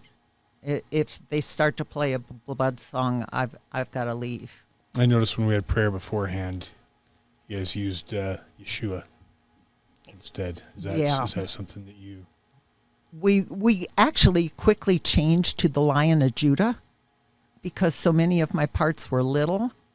And the Lion of Judah was like Aslan from Chronicles of Narnia. Yeah. And so it was a big, fluffy lion that I could ride on, and I could bury myself in his mane. And so we worked with the Lion of Judah for quite some time. And while I was in therapy, working with the Lion of Judah, my husband was coming home from work one day. And in our neighborhood, people that don't want stuff put it out on the curb for people to pick up. It's trash or tables or chairs or whatever. He was coming home from work, and somebody had put a lion out that was 6 feet long, a stuffed lion. And he stopped and brought it home for me. So for about 3 or 4 years, I had this stuffed lion that's like 6 feet long that I would cry on, cuddle with, hide in its mane until it just literally disintegrated and we had sawdust everywhere. But one of the things my therapist asked me to do so that I could get a little more comfortable with being a multiple and the idea that there were different parts within me, she asked me to start doing some drawing. So one of the very first things I did, and I can't tell you why, it just kind of automatically happened. I wanted to show how fractured I felt. And so I drew this picture of my altars at that time. So you can see Mike there with the real dark hair, and the 2 girls at the bottom, that's pathetic, with Sarah watching over her. The little one on the right-hand side, that's Precious Princess. She doesn't really hold any trauma. Her job is to play and have fun, and she lives in a pink dollhouse where everybody's perfect and everybody's wonderful and everybody loves everybody all the time. So that was just my depiction of my parts as I saw them at that time. And I put at the bottom, and they call us Anita. Wow. Because it doesn't matter which part you're talking to, it's still Anita. Right. So that was one of my first drawings. And I still like it a lot. Yeah, it's beautiful. One of the ways that my parts let me know what's going on for them is through journaling, because I don't hear voices inside. I don't see pictures of people inside like a lot of people who have dissociation do. It's very common, but it's not that way for me. So my therapist asked me to journal, and I found that as I journaled, my handwriting changed. From part to part. From part to part. And I could identify certain feelings with certain styles of handwriting. And so when I tried to duplicate this, the first thing I thought is, I'm making this up. This is ridiculous. This doesn't happen. I've never seen anybody do this. What am I doing? You know? And I tried to duplicate the changes in handwriting. And I can't duplicate it. I can't duplicate it by changing my hand that I write with. I can't duplicate it. There's just nothing I can do. And each style of handwriting has an emotion that goes with it. Most of them are very sad, very broken. I wish I knew whether my mom and dad were really involved in this. I can tell no one. There's the silence again. So it very painful, but it starts to help me see the difference between one part and another part. So I'm starting to understand what the different parts are saying and what it means to have parts. And I'm still pursuing that even to this day. Then very unexpectedly, I got a letter from Mr. Mason of the Cuyahoga County Prosecutor's Office telling me that I had been identified as a victim of child sex abuse by Father Carl Wernett at St. Joseph's School in Avon Lake, Ohio. And that's the house we lived in Avon Lake, Ohio. And I have no memory of that house. So the first thing that happened when I got this letter saying I was a victim of priest abuse, now I'm really confused because I don't remember any priest being at the satanic rituals. And so I'm trying to figure out what this could mean or what happened here. So I called my sister, who still lives in Ohio. And I said, do you remember the house in Avon Lake? And she said, sure. And I said, okay, I'm trying to remember the house in Avon Lake, and I can see the downstairs a little bit. But when I go to climb the stairs to go upstairs where our bedrooms were, I can't see anything. Everything disappears. Can you see it? She said, sure. I said, what does it look like? She waits a minute and a minute and a minute. And she says, I don't know. I said, what do you mean you don't know? She said, I get halfway up the stairs and everything disappears. Weird. And so, okay, something traumatic happened in that house. Otherwise, one of us would be able to remember something. I mean, I was between 4th grade and 8th grade when we lived there. That's definitely old enough to remember something. So I got a hold of the prosecutor on this case, and he told me the lady that had started the case, her name was Lynn Toth. And this is an article written in the Cleveland Plain Dealer about Lynn Toth and her entire story. And she details child sex abuse by Father Carl Wernett when she was a child, and the things that he did to her. I'm not going to read it. I'll let the audience read it if they would like to. But the interesting thing about this story... What was it? What kind of abuse was it? Was it ritual or was it... I can't find any evidence that it was ritual abuse, but what would happen is the nuns would come take kids out of class and take them over to the rectory where the priest was, and the priest and his friends would have sexual encounters with the children. And this went on for many, many years. Yeah. I can't say, but I think it was over 30 years. And it was reported to the Diocese of Cleveland, but nobody ever did anything. Yeah, of course not. And ultimately, what they did do after like 30 years of molestation is they moved him to a different parish. Yeah. Yeah. So nothing happened. But I had reason to believe that I really was a victim because I have a school picture from St. Joseph's School. I attended there from 4th grade through 8th grade. This is my 8th grade report card. And Father Carl Wernett signed my report card right there on the bottom. So I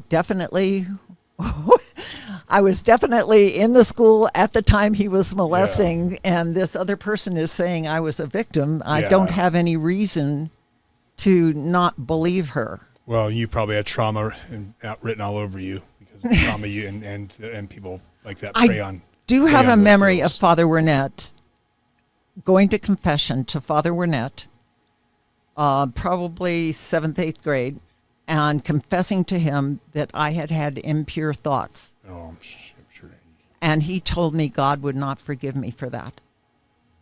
So I left the confessional without absolution because he told me that was so bad. But when I was looking for the records and the evidence to bring you so that I could have some credibility on this story, I found that in 2025, Avon Lake police arrested Andres Andino, 59, a former employee of multiple Cleveland area parishes, on charges of sexual battery, unlawful sexual conduct with a minor, and rape. And where did they find this guy? Last paragraph. Antonio previously worked part-time at St. Joseph Parish. He is currently listed as a director of worship on Parma Heights St. John the Bosco Parish website. Though the website indicates he is on administrative leave.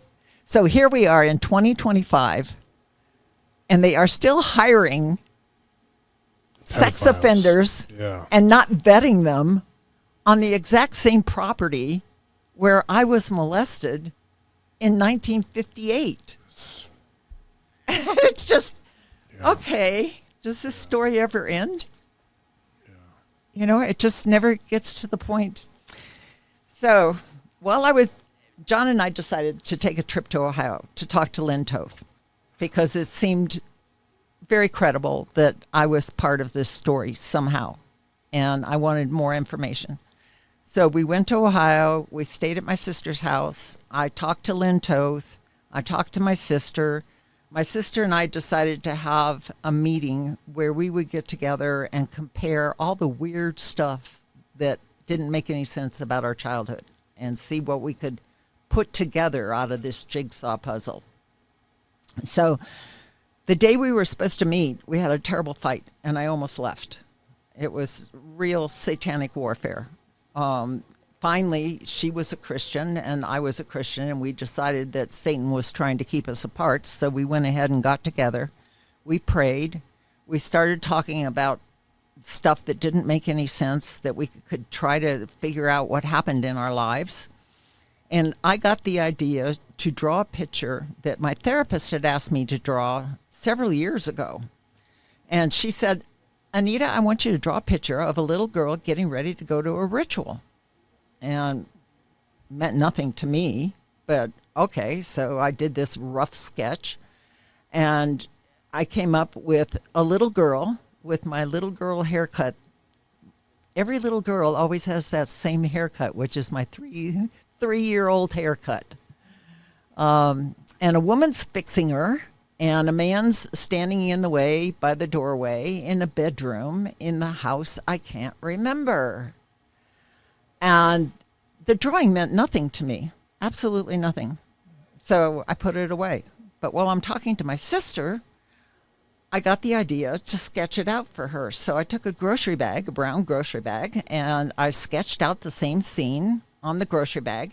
And I said, you know, my therapist asked me to draw this, and it doesn't mean anything to me. Does it mean anything to you? And so I handed it to my sister, and she looked at it for a very long time. I mean, it was like a minute and a half or something, which is a really long time when nobody's saying anything. And all of a sudden she said, oh my God, that's our house. That's our house. They did it in our house. They hurt us. And she threw herself on the floor screaming and crying.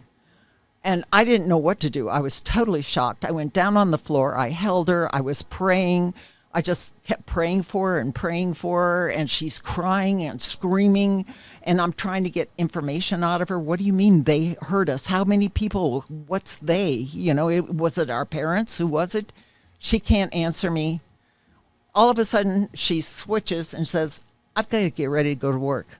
She gets up, goes upstairs, and goes in the bathroom to take a shower.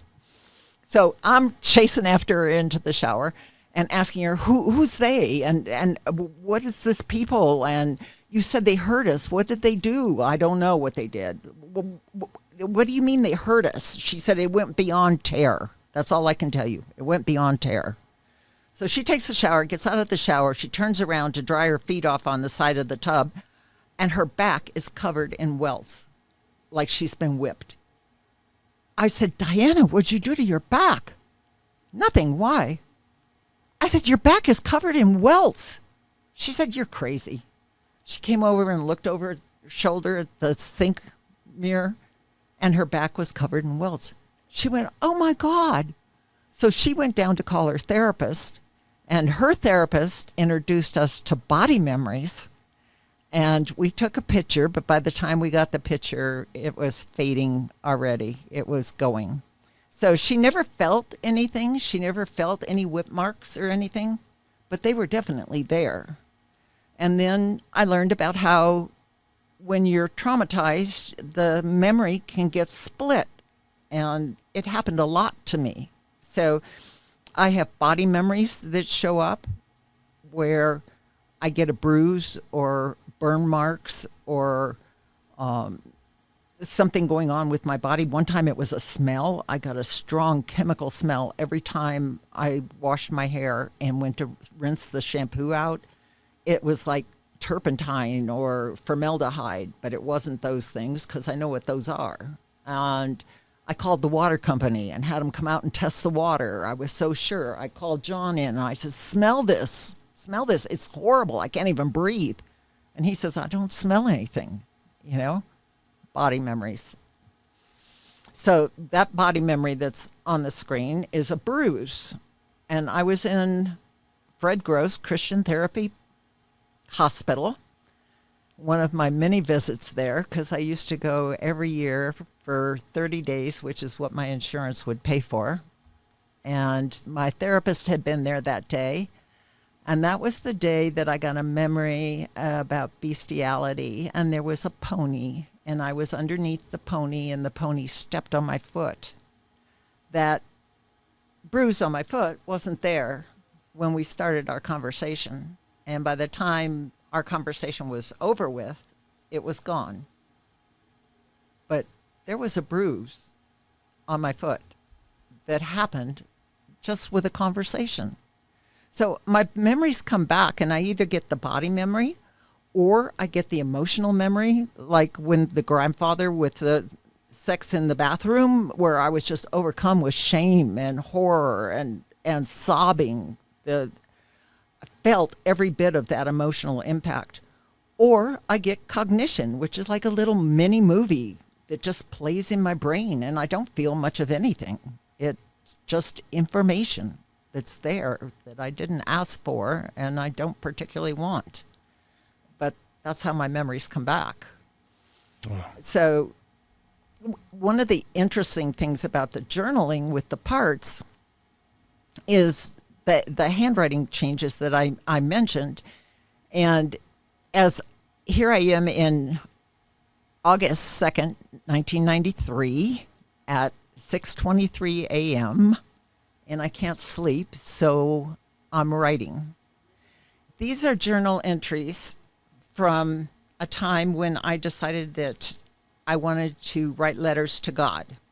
And so these are different parts writing letters to God. And you'll notice that the handwriting changes. But as I read them, you'll also notice that there's a difference in the emotion, the impact. There's a difference in perspective, in points of view. So it's early in the morning, and I'm sitting there with a cup of coffee, and I say, I'm sitting here wondering what to do now. I read the prayer in Ephesians 3 that Dr. Nims read for me the other day, and I've tried to pray it for myself. I really wish I could comprehend the love of Christ like it talks about, but I can't. It doesn't seem like there is a God at all right now. I thought about writing him a letter. Dear God, you don't know me, but I'm a little girl here on earth. I have not had a very good life. And if it's not going to get any better, then please make it stop. Love, Karen. Dear God, I don't understand. You say you love us, but where have you been? Don't you see all the shit that happens down here? Or don't you care? The people inside just keep saying, you're important, but I don't get it. If you don't help, how important can you be? Jamie. Dear God, I really want you to love me and be my friend, but sometimes it's hard to be good because of the others. Please don't hold it against me for what they do, because I really do love you a lot. Me. Dear God, if you're so big and powerful like you say, where the fuck are you? Don't you see or don't you care? Who needs a God like that? Man, you never talk to us. You never help us. And if we pray, things just get worse. I don't know what to make of you. And I just about don't care anymore. Mike. Dear God, please forgive me for all my sins. I never ever want to do anything wrong. I only want to make you happy, so you will always love me very much and always protect me and my family from every evil thing. Thank you very much for all your help and for being a good God. I love you very much, precious princess. Dear God, I don't know what to say to you. I don't know what to think. I don't think I even know who you are. I rely on the Bible to show me who you are, but what I see there is harshness and a huge list of commands for every aspect of life that I can never live up to. I see promises there too, but the promise part never seems to come true. I don't know how to take you. You speak out of unconditional love, and yet you seem to put numerous conditions on it by saying, if you love me, blah, blah, blah. To be honest, I'm just flat out confused. I don't know how to have a relationship with you because it seems like the rules keep changing and I can't ever follow all of them anyway. Besides, the bad people of this earth don't seem to fare any worse than me. So maybe it just doesn't make much difference. Sorry, I just don't get it. Dave. And it continues because here I am in 2004, which is a significant amount of time from the first letter I wrote to God. And this one, I am stuck in a little state.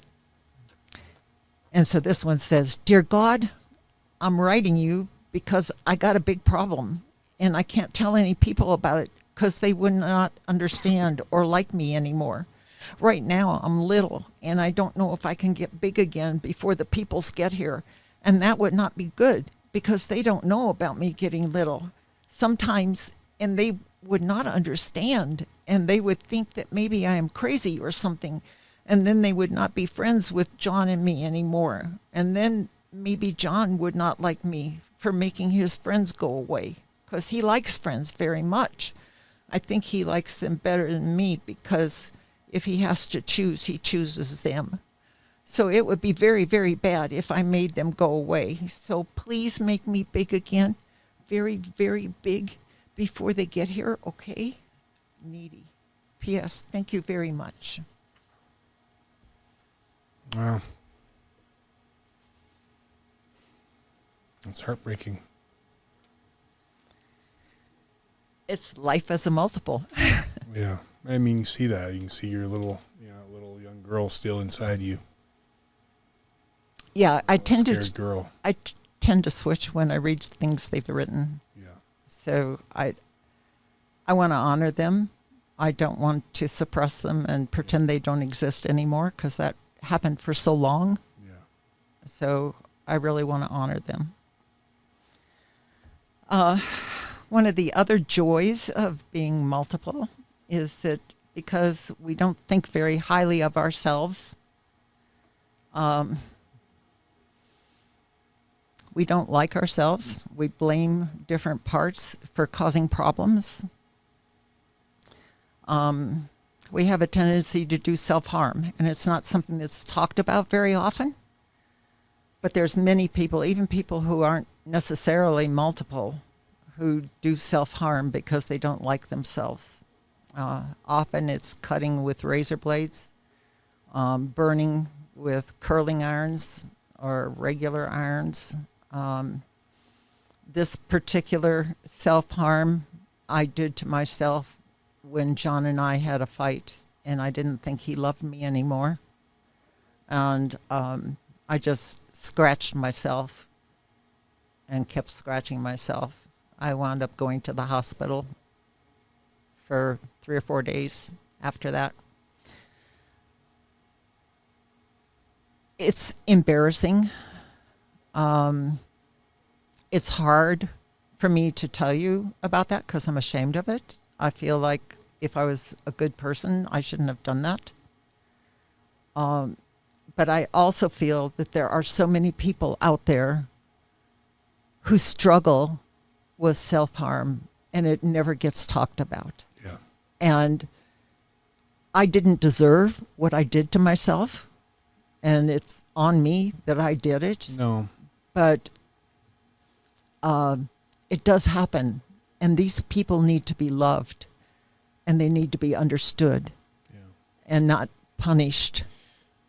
I can't agree with you when you say it's on you, because I think any of us, if I had been through what you went through, I'm pretty sure I would have the same challenges.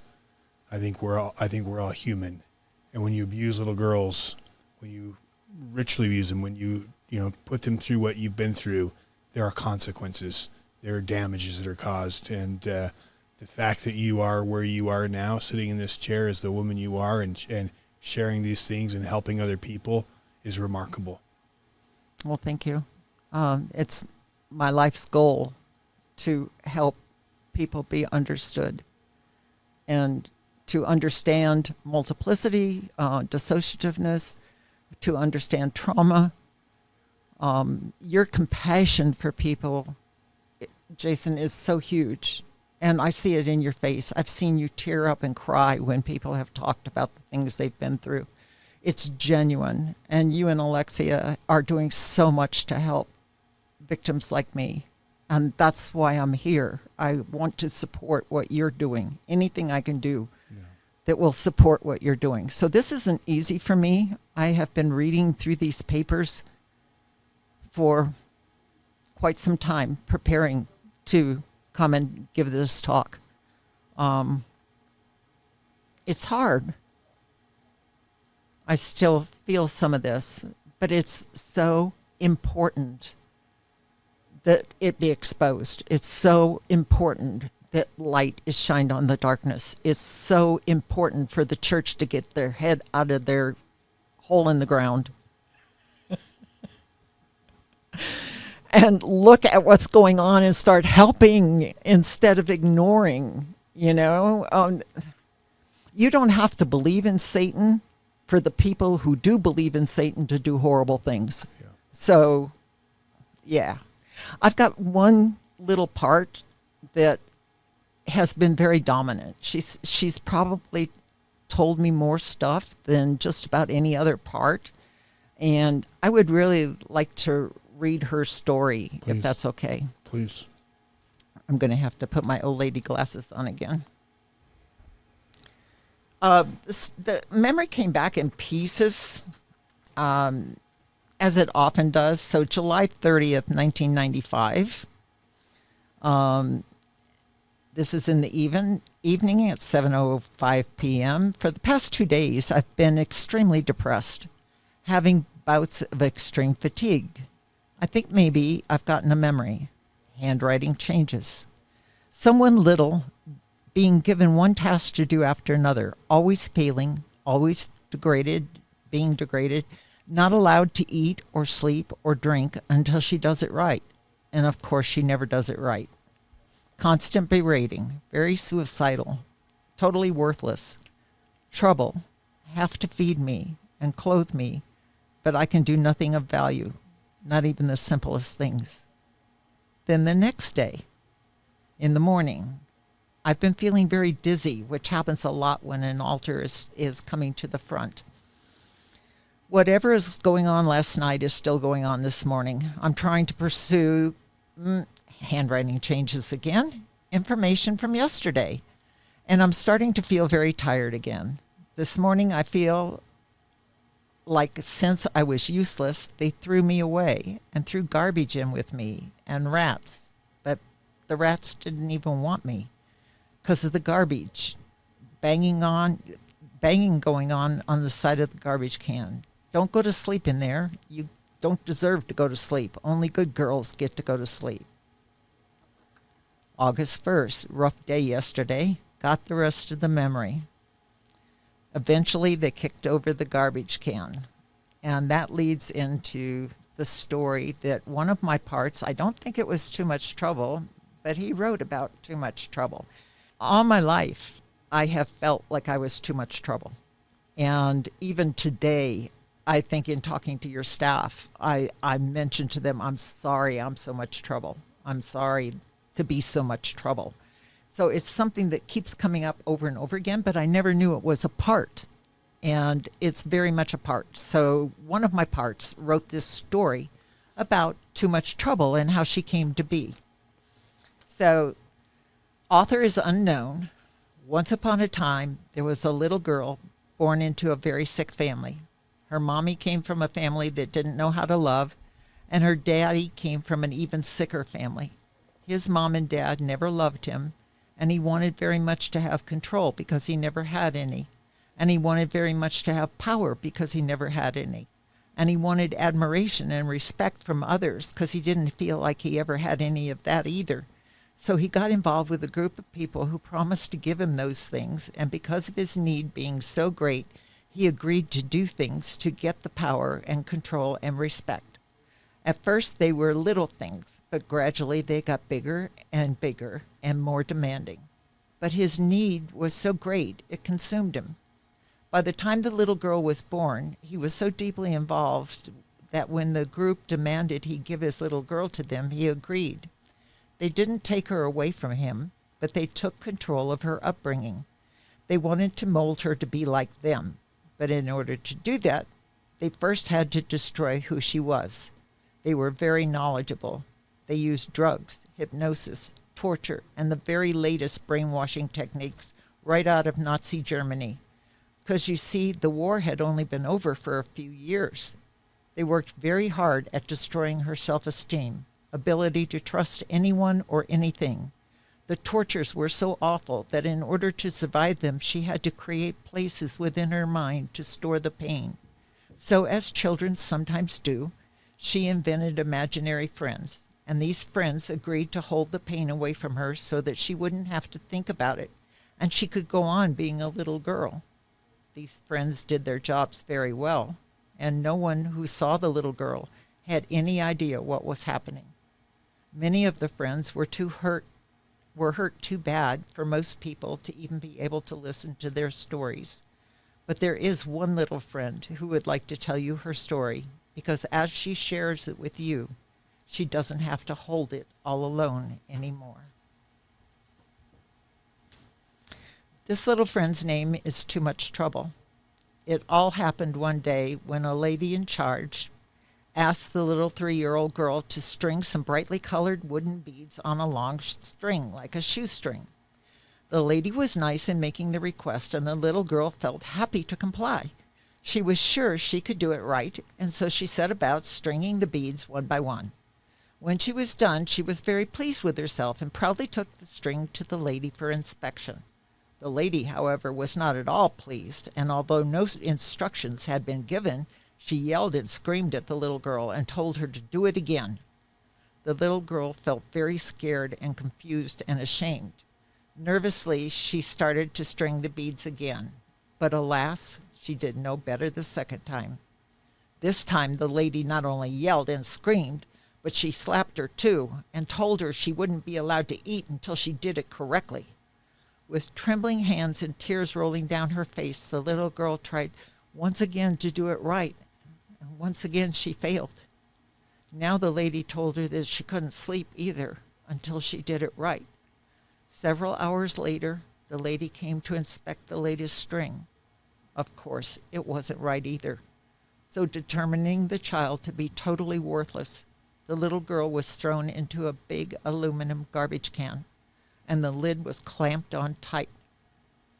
It was at this point that too much trouble was born. The little girl could no longer handle the pain of the worthlessness, so she invented a friend to take it for her. In her imagination, she went inside her safe place in her head, and now too much trouble was in the garbage can, not her. When they banged on the can with a stick to keep her from sleeping, because only good girls get to sleep, it was too much trouble who covered her ears to keep the noise out. When they dumped the garbage and the rats in on top of her, it was too much trouble who huddled in fear. Later, they emptied the contents of the can on the floor and claimed to not to be able to tell which was garbage and which was the little girl. But they decided they could finally figure it out. The rats ate the garbage, but the little girl was so bad that even the rats wouldn't eat her. And since she was no good, they decided to bury her. Too much trouble was the one that took all this pain, while the little girl hid safely in her head. When all the suffering for this day was over, too much trouble took all the pain and the memory of it back inside her head, and the little girl came back to the world with no recollection of it. All my life, I have felt that I was too much trouble, and I can't count the number of times I've apologized for being too much trouble. A few weeks ago in therapy, too much trouble came out of her hiding place in my head and shared with me her pain. She had held it for 46 years. She was very tired. I still don't feel all of her pain, and she is still trying to believe that she's not worthless. But now I have one more piece of the puzzle of my life. Now I have the memory of one of the days of the first 13 years of my life that were totally missing. I am grateful to God for this rich imagination which allowed me to create Too Much Trouble. And I am so grateful to Too Much Trouble for being such a faithful friend. And then our therapist fired us for not coming out when she demanded it. And so she told us never to come back. And Too Much Trouble was very hurt because she was really close to this therapist. So Too Much Trouble wrote a poem about her experience. Too much trouble, get out of my way. That's what the mommy and daddy would say. Too much trouble, you're such a mess. Just look at the way you've ruined that dress. Too much trouble and too much expense. Why did I have you? I must have no sense. Too much trouble, never do what you should. How could I love you? You're just no good. Too much trouble and no brain at all. You can't do a thing, no matter how small. Too much trouble, you're ugly and fat. You're not even decent food for a rat. Too much trouble to eat, drink, or sleep. Definitely too much trouble to keep. Too much trouble, I haven't a clue. Which is the garbage and which is you? Too much trouble, not worth a hoot. Not even worth a bullet to shoot. Too much trouble, get back in that can. Then one more chance, go pleasure that man. Too much trouble to even be worth anything more than her place in the dirt. Too much trouble, she's not even her own, just part of a whole, yet very alone. Too much trouble for God to bend down and offer her anything more than a frown. Too much trouble and not thinking right. Nothing but pain and confusion in sight. Too much trouble, nothing to do. Guess we'll just have to bury you. Too much trouble her whole life through. Now even too much trouble for you, therapist? Too much trouble, not worth the time for God to love one of this kind. Bury her now. Please bring the shovel. Please, God, end life for too much trouble.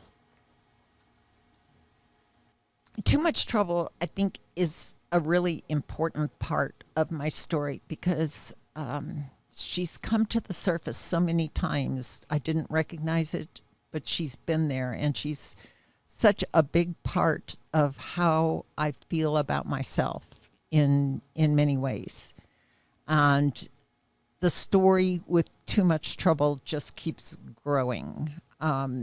In preparing for this podcast, I was working on the too much trouble story and going over it and trying to decide what to put in and what to take out. And all of a sudden, and this is in my 79th year, I got a memory of my father calling me by one of his favorite childhood nicknames, which I hated, and laughing. And all of a sudden, I understood that nickname. He used to call me mouse meat. I never understood it. It didn't make any sense. He called my sister bug juice for some reason. And he just thought these were hysterically funny. So he'd say, hey, mouse meat, ha, ha, ha, and he'd laugh. And as I was getting ready for this podcast, it dawned on me very clearly that he was making fun of too much trouble by calling her mouse meat because the mice or the rats didn't eat her. They ate the garbage instead. And so here I am at 79, still getting memories about too much trouble and her life. Another memory that I think is really important for your viewers to understand, and it goes to the definition that we had at the beginning of mind control, is a memory that came back in pieces, and I don't have a real clear picture of the whole memory put together, but I was given either a stuffed animal or a doll. I'm not sure which, but it was a toy. It was a child's toy, something that you would like very much. And again, I was probably 3-ish, 3, maybe 4, really young. And I was encouraged to bond with this toy, and I loved it a lot. It really was important. It became my favorite thing, and I took it with me everywhere. And this was my special, I don't remember what I called it, but it was special, and I hung on to it all the time. And then one day, a man came to me and he said, your toy has told me that you have to go to the bathroom. So he called a lady over and had her take me to the bathroom. And I did have to go to the bathroom. So it was surprising that my toy had told him that, but it seemed accurate. And then he came and he said, your toy told me that you would like some candy. Oh, yeah, I would like some candy. So I got candy. And it went on and on. And the toy told him everything I was thinking or feeling. And the toy told on them when they were bad to me or when I hated them. And so I can't trust the toy. It's my favorite thing, but it's going to tell on me. And they know what I'm thinking, and they know how I'm feeling. And if I do anything wrong, I'm going to get punished. And I have to keep this toy with me all the time. But the toy is a traitor. And I can't let go of it. And so it's a way to silence me and keep me quiet. Another mind control they don't want you telling anyone anything, ever. So there's different ways of telling. You can talk, and you can draw, and you can write. One of the things I've been trying to do in order to heal is to write, to journal. And my therapist wants me to write and journal. But writing for me is extremely difficult. And John can tell you that when we send birthday cards or whatever, he always sends them. I don't write personally. I can write a book. I can put a book together. I can write a term paper. I can put that together. But if it's personal about me, I can't write it. And the reason I can't write it is because I was trained to never write anything. So I was, again, young. I don't know exactly how young. And I was naked, and I'm on my hands and knees on the floor. And they're doing sexual things to me. Some man behind me is doing sexual things to me. And I am being told to write it on a piece of paper on the floor. And to be explicit. And so I'm writing this stuff, and it's embarrassing, and it's shaming, and I don't want to write this stuff. And they want me to write every detail of everything that's happening to me. So I'm writing this stuff, and then they stop it, and they have me get up and stand there and read what I just wrote about what they were doing to me. And I'm so ashamed, and I don't want to read it. But I've got to read it. And then they are very angry with me for being so disgusting and so dirty and so foul. And you're just terrible. And God doesn't love you. How could he love somebody who writes that stuff? You know? And then rinse and repeat. We're back doing it again. And I'm writing, and a man comes over and steps on my hand. And not enough to break it, but it really hurts. And then write it again. And this went on over and over and over again until I learned not to write. Don't write. Don't tell. Whatever happens, don't tell. So there was so much about my story that was mind control, that was sophisticated. This is not a bunch of backyard ladies playing with a Ouija board. This is sophisticated mind control, and it's affected me my entire life. It still affects me today. The other thing that my therapist asked me to do was to draw, and I drew things just as I felt them. These are not great works of art. They're expressions of my inner self, and so one of the first ones that I wanted to portray was the amount of pain that seems to be inside as a result of all the stuff that's happened to me in all my parts. And I did that by drawing an eye crying into a pool of water, but the water is so vast that there's a sailboat sailing on it. And there's a pentagram in the eye because that's the source of all the pain. So not great art, but very therapeutic. Another drawing that I had was of a Raggedy Ann doll, which I don't recall ever owning, actually. And I have never liked Raggedy Ann very much. But one of the things that I was trained to do was to never complain about pain or suffering, whether it was mine or somebody else's. So this Raggedy Ann doll I drew after I had a nightmare about a man stabbing me in the chest. And in my nightmare, he actually stabbed me. But of course, in the cult, you can't cry or scream.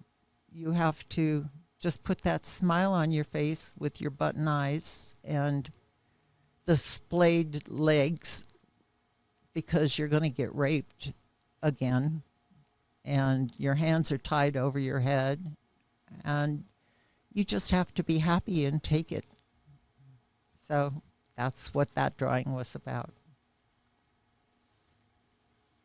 The next drawing is my basement when I was a little girl in that house I can't remember, that my sister can't remember either. And that is part of a dream, or not a dream, but a memory. And there's a difference between memories and nightmares. Nightmares often are in part memories, but never completely accurate, never with all the players, never in the exact location. There's always something a little off with them. When memories come back, they come back with a lot of detail, and they're pretty trustworthy, I believe. So this was a basement. It was a satanic ritual. There was a hole in the floor that was a drain that was used to let water come out if it flooded or whatever. There was a memory that I got with this that my therapist wanted me to write that I did not want to write because it's horrific. Big trigger warning on this one. Please don't listen or read this particular memory because it's very graphic. So prepare yourselves. So in order to meet my therapist's goal, I wrote the memory. Says, anyway, I might as well get it over with. It was in the basement, and it was nighttime. The setting was duplicated at the left. So there was an altar there, and there were people standing around, and there was a drain in the floor. The sacrificial child was a small blonde boy, about 3. I sensed that I was older, like 8 or 9. The man in charge was talking to the people, and then he started leading them in a prayer or a chant. They all closed their eyes, and I decided that I could use the opportunity to set the little boy free. What I was going to do after that, I have no idea. For surely there was no escape. I started crawling quietly on my hands and knees over to the little boy. I think I got about halfway there when I was caught. The man in charge kicked me, and I flew back several feet. He then went and got the little boy and tied him on the altar, a table, I think, and stuffed a sock or some other cloth into his mouth. There was a concern that his screams would be heard by the neighbors. The man then proceeded, starting at his feet, to cut off his toes and his fingers one by one. After he cut each one, he held it up and dedicated it in some way, and then placed it in a silver metal plate, like the kind an offering might be taken with. When the plate was full, he passed it among the audience for everyone to take one and eat it like communion. Then he killed the boy by stabbing him in the chest or cutting his heart out. I also sensed that his throat was cut. I needed to be punished for trying to set the boy free, so they made me take my clothes off and tied the dead boy to my body face to face, his arms to my arms, his legs to my legs, and his neck to my neck. I was secured to a cross on the wall with my arms outstretched for quite some time while the rest of the people had an orgy. Then the boy was taken off of me and put in a plastic bag, and one of the men took him with him when he left. I had the table where hosed down with a garden hose. It was cold. The water went down the drain in the floor, and then I was told to go upstairs and go to bed. done. So that was a memory I did not want to write, and getting it over with was a huge relief. Again, these are the kind of memories that you very seldom hear about. And probably if someone is going to disbelieve me, these are the ones where they disbelieve me. I recall often being tied to a cross. It was common, and I was told that I needed to pick up my cross like Jesus did, and that I needed to suffer like Jesus did, or Jesus wouldn't love me. The last drawing is actually used several times. The man in charge is wearing an upside-down cross. Children, more than one, were suspended by pulleys in the ceiling, and eyebolts that were in the floor, naked. They were raped with crucifixes or other objects. And sometimes they would have what they called candlelight dinner, and they would put candles inside of us and light them and have an orgy while they had the candles there, and they would bump us so the wax would burn.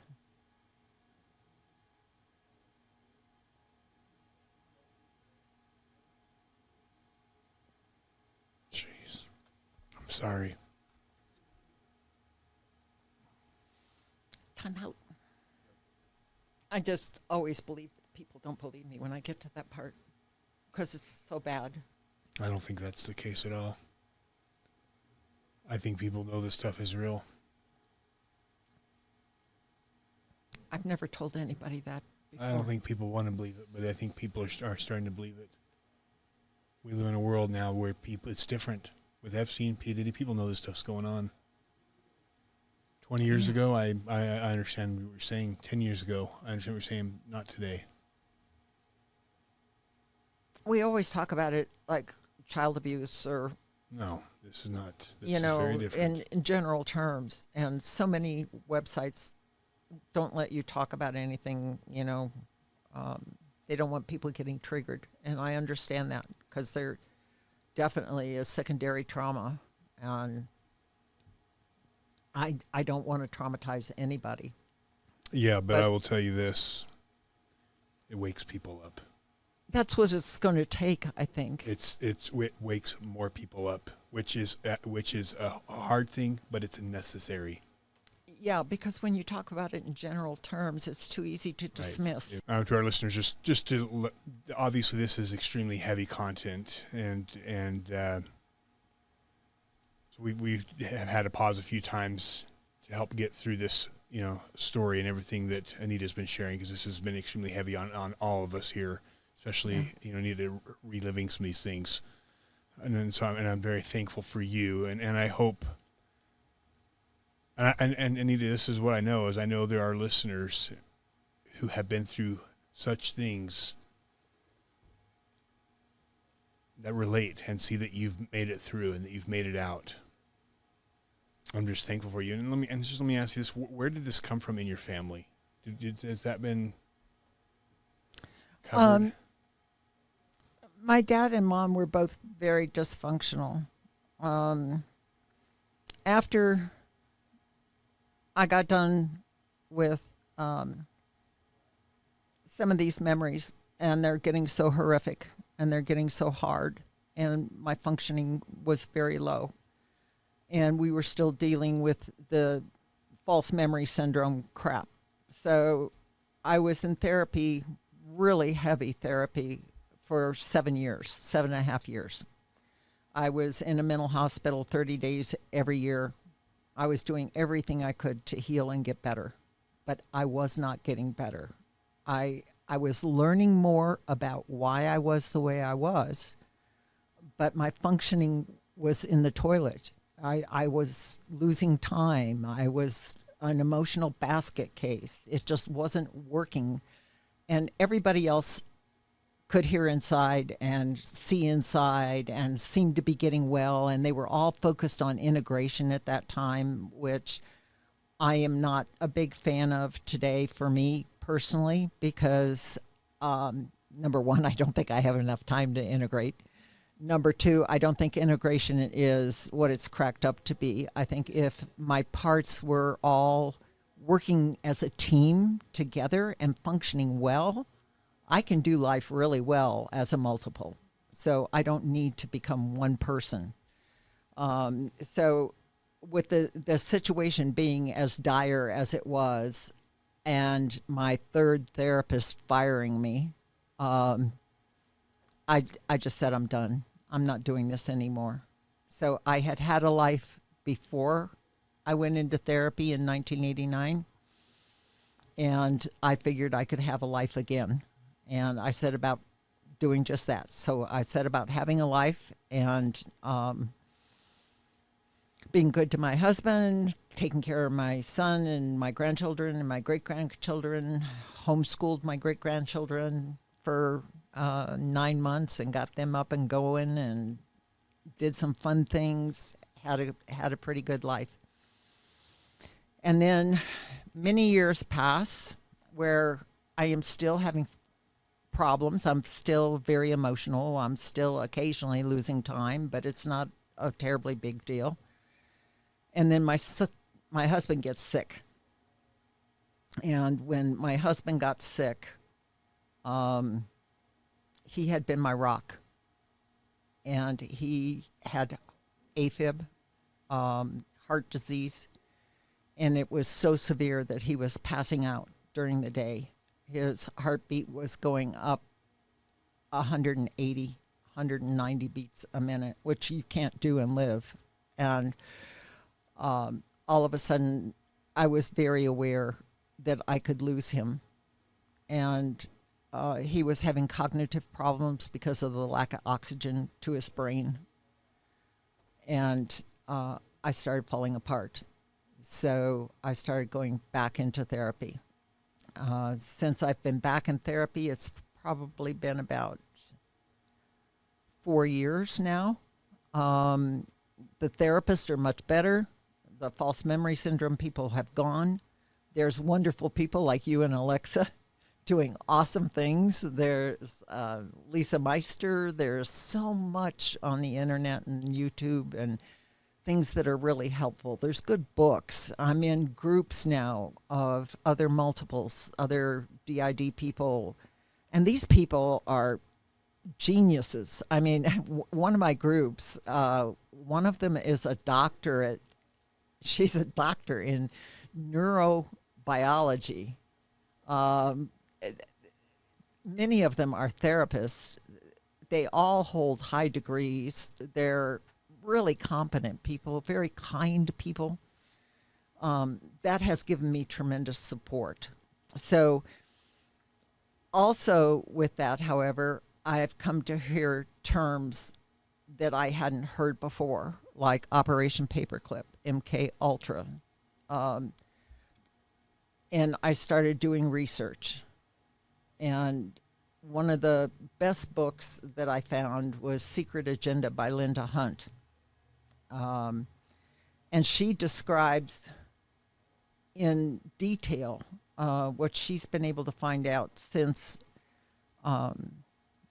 they've opened all the secretive documents, and you have the right to know now. So she's documented so many things. But there were tons of soldiers,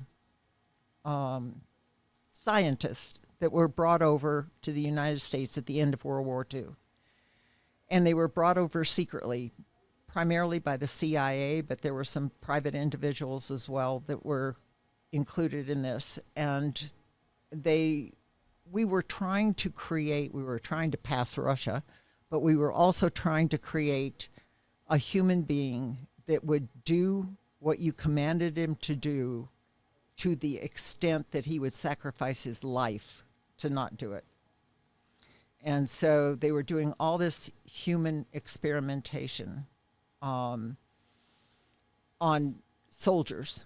and people in mental hospitals and children, anybody they could find. There were over 7,000 soldiers that were human guinea pigs. So I'm looking at the sophisticated mind control that was used in my particular case and how it was working and where did this information come from. And I recalled my father bringing a man to the house when I was a little girl who knew hypnosis, but the way he used it was very cruel. He hypnotized a man and burned him with a pencil, telling him it was a cigarette, and did the opposite. Held up a cigarette to his arm, told him it was a pencil, and it didn't burn. So he proceeded to show my father all these experiments that could be done under the use of hypnosis. And all my life, I had had memories of, nightmares of being in the Holocaust. It was so bad, and they were so detailed, that even as a Christian, I thought I was reincarnated. I just had to believe it because I had crystal clear memories of being in the Holocaust. I knew what it was like to stand in line and see the smoke and smell the smells and lay in the truck with the dead bodies. And I had all of that information in my mind, and it terrified me. And I was having these nightmares weekly, 3-4 times a week. Finally, in my 60s, I mentioned it to my sister, and I said, I had another nightmare last night. I said, I swear we're reincarnated. You know, I lived another life because I know so much about this Holocaust thing. There's no way I could have gotten that kind of information. I've never read a book on it. I've never done anything. She said, well, that's because of what Dad did. And I said, what do you mean what Dad did? My father sat us down when I was 12. She would have been 8.5. My brother would have been 6.5. And he showed us detailed slideshows and reel-to-reel presentations of the Holocaust. And there actually is a thing called Holocaust programming that was done primarily to Catholic girls for some reason. And so I'm wondering, where did he get this information? Who gave him that kind of detailed information about the tortures that were done in Nazi concentration camps in World War II? So my dad was in the Army Air Corps, and there's his ID. And he was the Army, and particularly the Army Air Corps, is one of the components that was most actively used in Operation Paperclip and MK Ultra.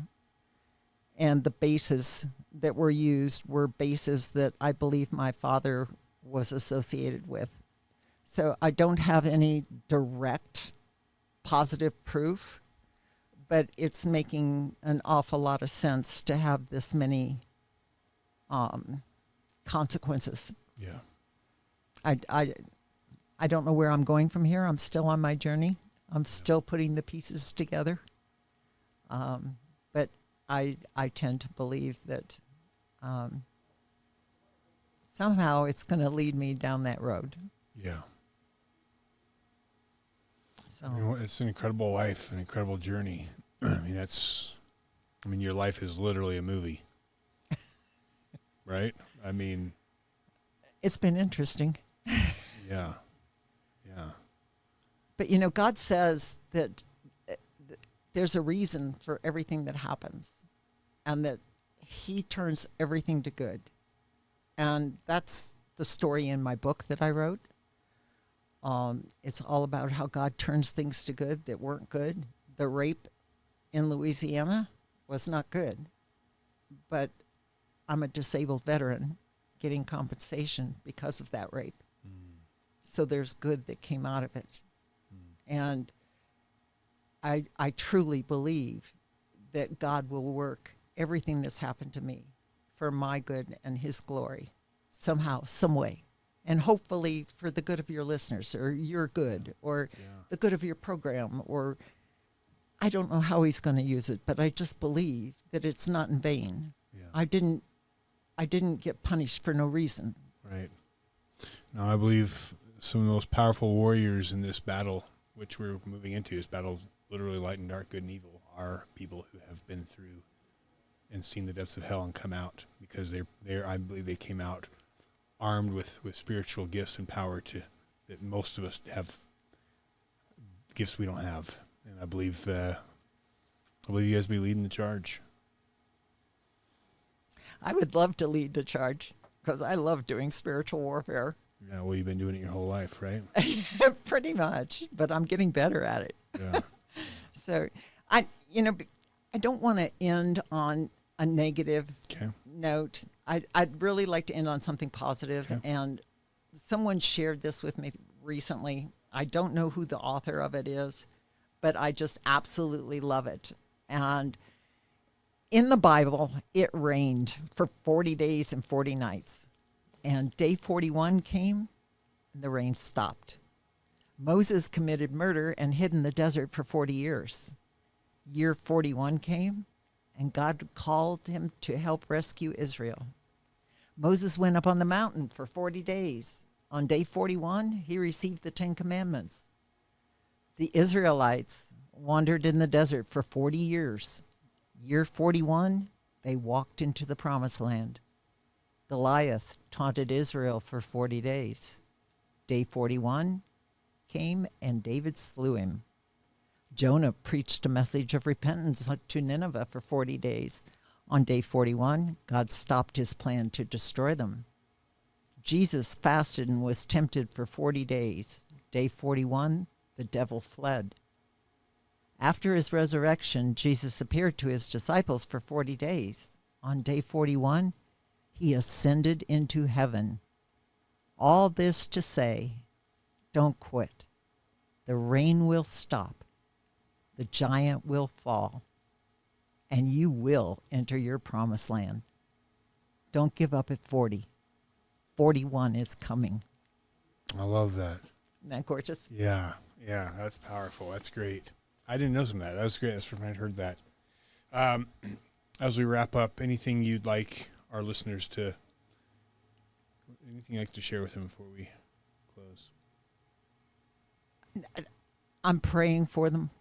I pray for their courage. I pray for their safety. I pray that together we can build an army, a real army, in tune with Mary Beth. The only way we can defeat this enemy is through prayer and fasting and truth. The truth will set us free, Scripture says. And I believe that. Yeah. And as you are brave enough to keep putting this out there and putting this out there, there's more and more people like me who are going to come forward. And without you, I wouldn't have come forward. I would have been sitting at home and nobody would know. And I don't know what good this has done. I hope and pray it's done somebody some good somewhere. I promise you, there's people being touched. I promise you that. It's not over. At the end of the book, we win. Yeah. Well, you're an inspiration to me. And I appreciate you coming, here to Utah to share your story. I appreciate John, incredible man, has been able to help be your rock and strengthen you, because I know that I can imagine, I can't even begin to imagine the pain, the suffering, the terror that you guys have been through. And, John, I'm just proud of you for standing by her side, and I hope, men out there who are going through this with your wives, that you can, look at John and try to be a similar type of rock, because. And there are some men's groups forming, men who are not victims themselves, but they're supporting their wives because it is so difficult. Yeah. And if they can band together and help each other, that's a real blessing. And the other thing, to those of you who've not been through this, there are organizations that are coming together to, and there's a need for helping, the people as they're coming through and going through these things. We were at a court hearing today with an incredible woman who's having her children taken away, and there's so much need for these victims and survivors, and there's a need for people like you, people who have been blessed, to be able to help. We need your help. People need your help. These incredible survivors need your help. We help each other. I mean, I do this, but I will tell you, when I've been through horrific down times where I've had the adversary tearing me apart and been seeing no way out, it was the survivors that lifted me out. It wasn't anyone else. It was the survivors. So we need each other, and we fight together. And anyways, just want to thank you both, and thank our team that works behind the scenes. People don't know who they are, but they don't know the countless hours that have gone through to bring this together. And anyways, thank you guys. This has gone on for watching. I hope that I know it's of value to you, and just appreciate all of you. So thank you guys, and God bless you. Most filters only strip out contaminants, and they do it poorly. Sentry removes toxins at a deeper level and adds back minerals. 75% of customers feel the difference in just 2 weeks. Install your Sentry Wellness System in just 30 minutes and enjoy water that fuels your life. Learn more at sentryh2o.com.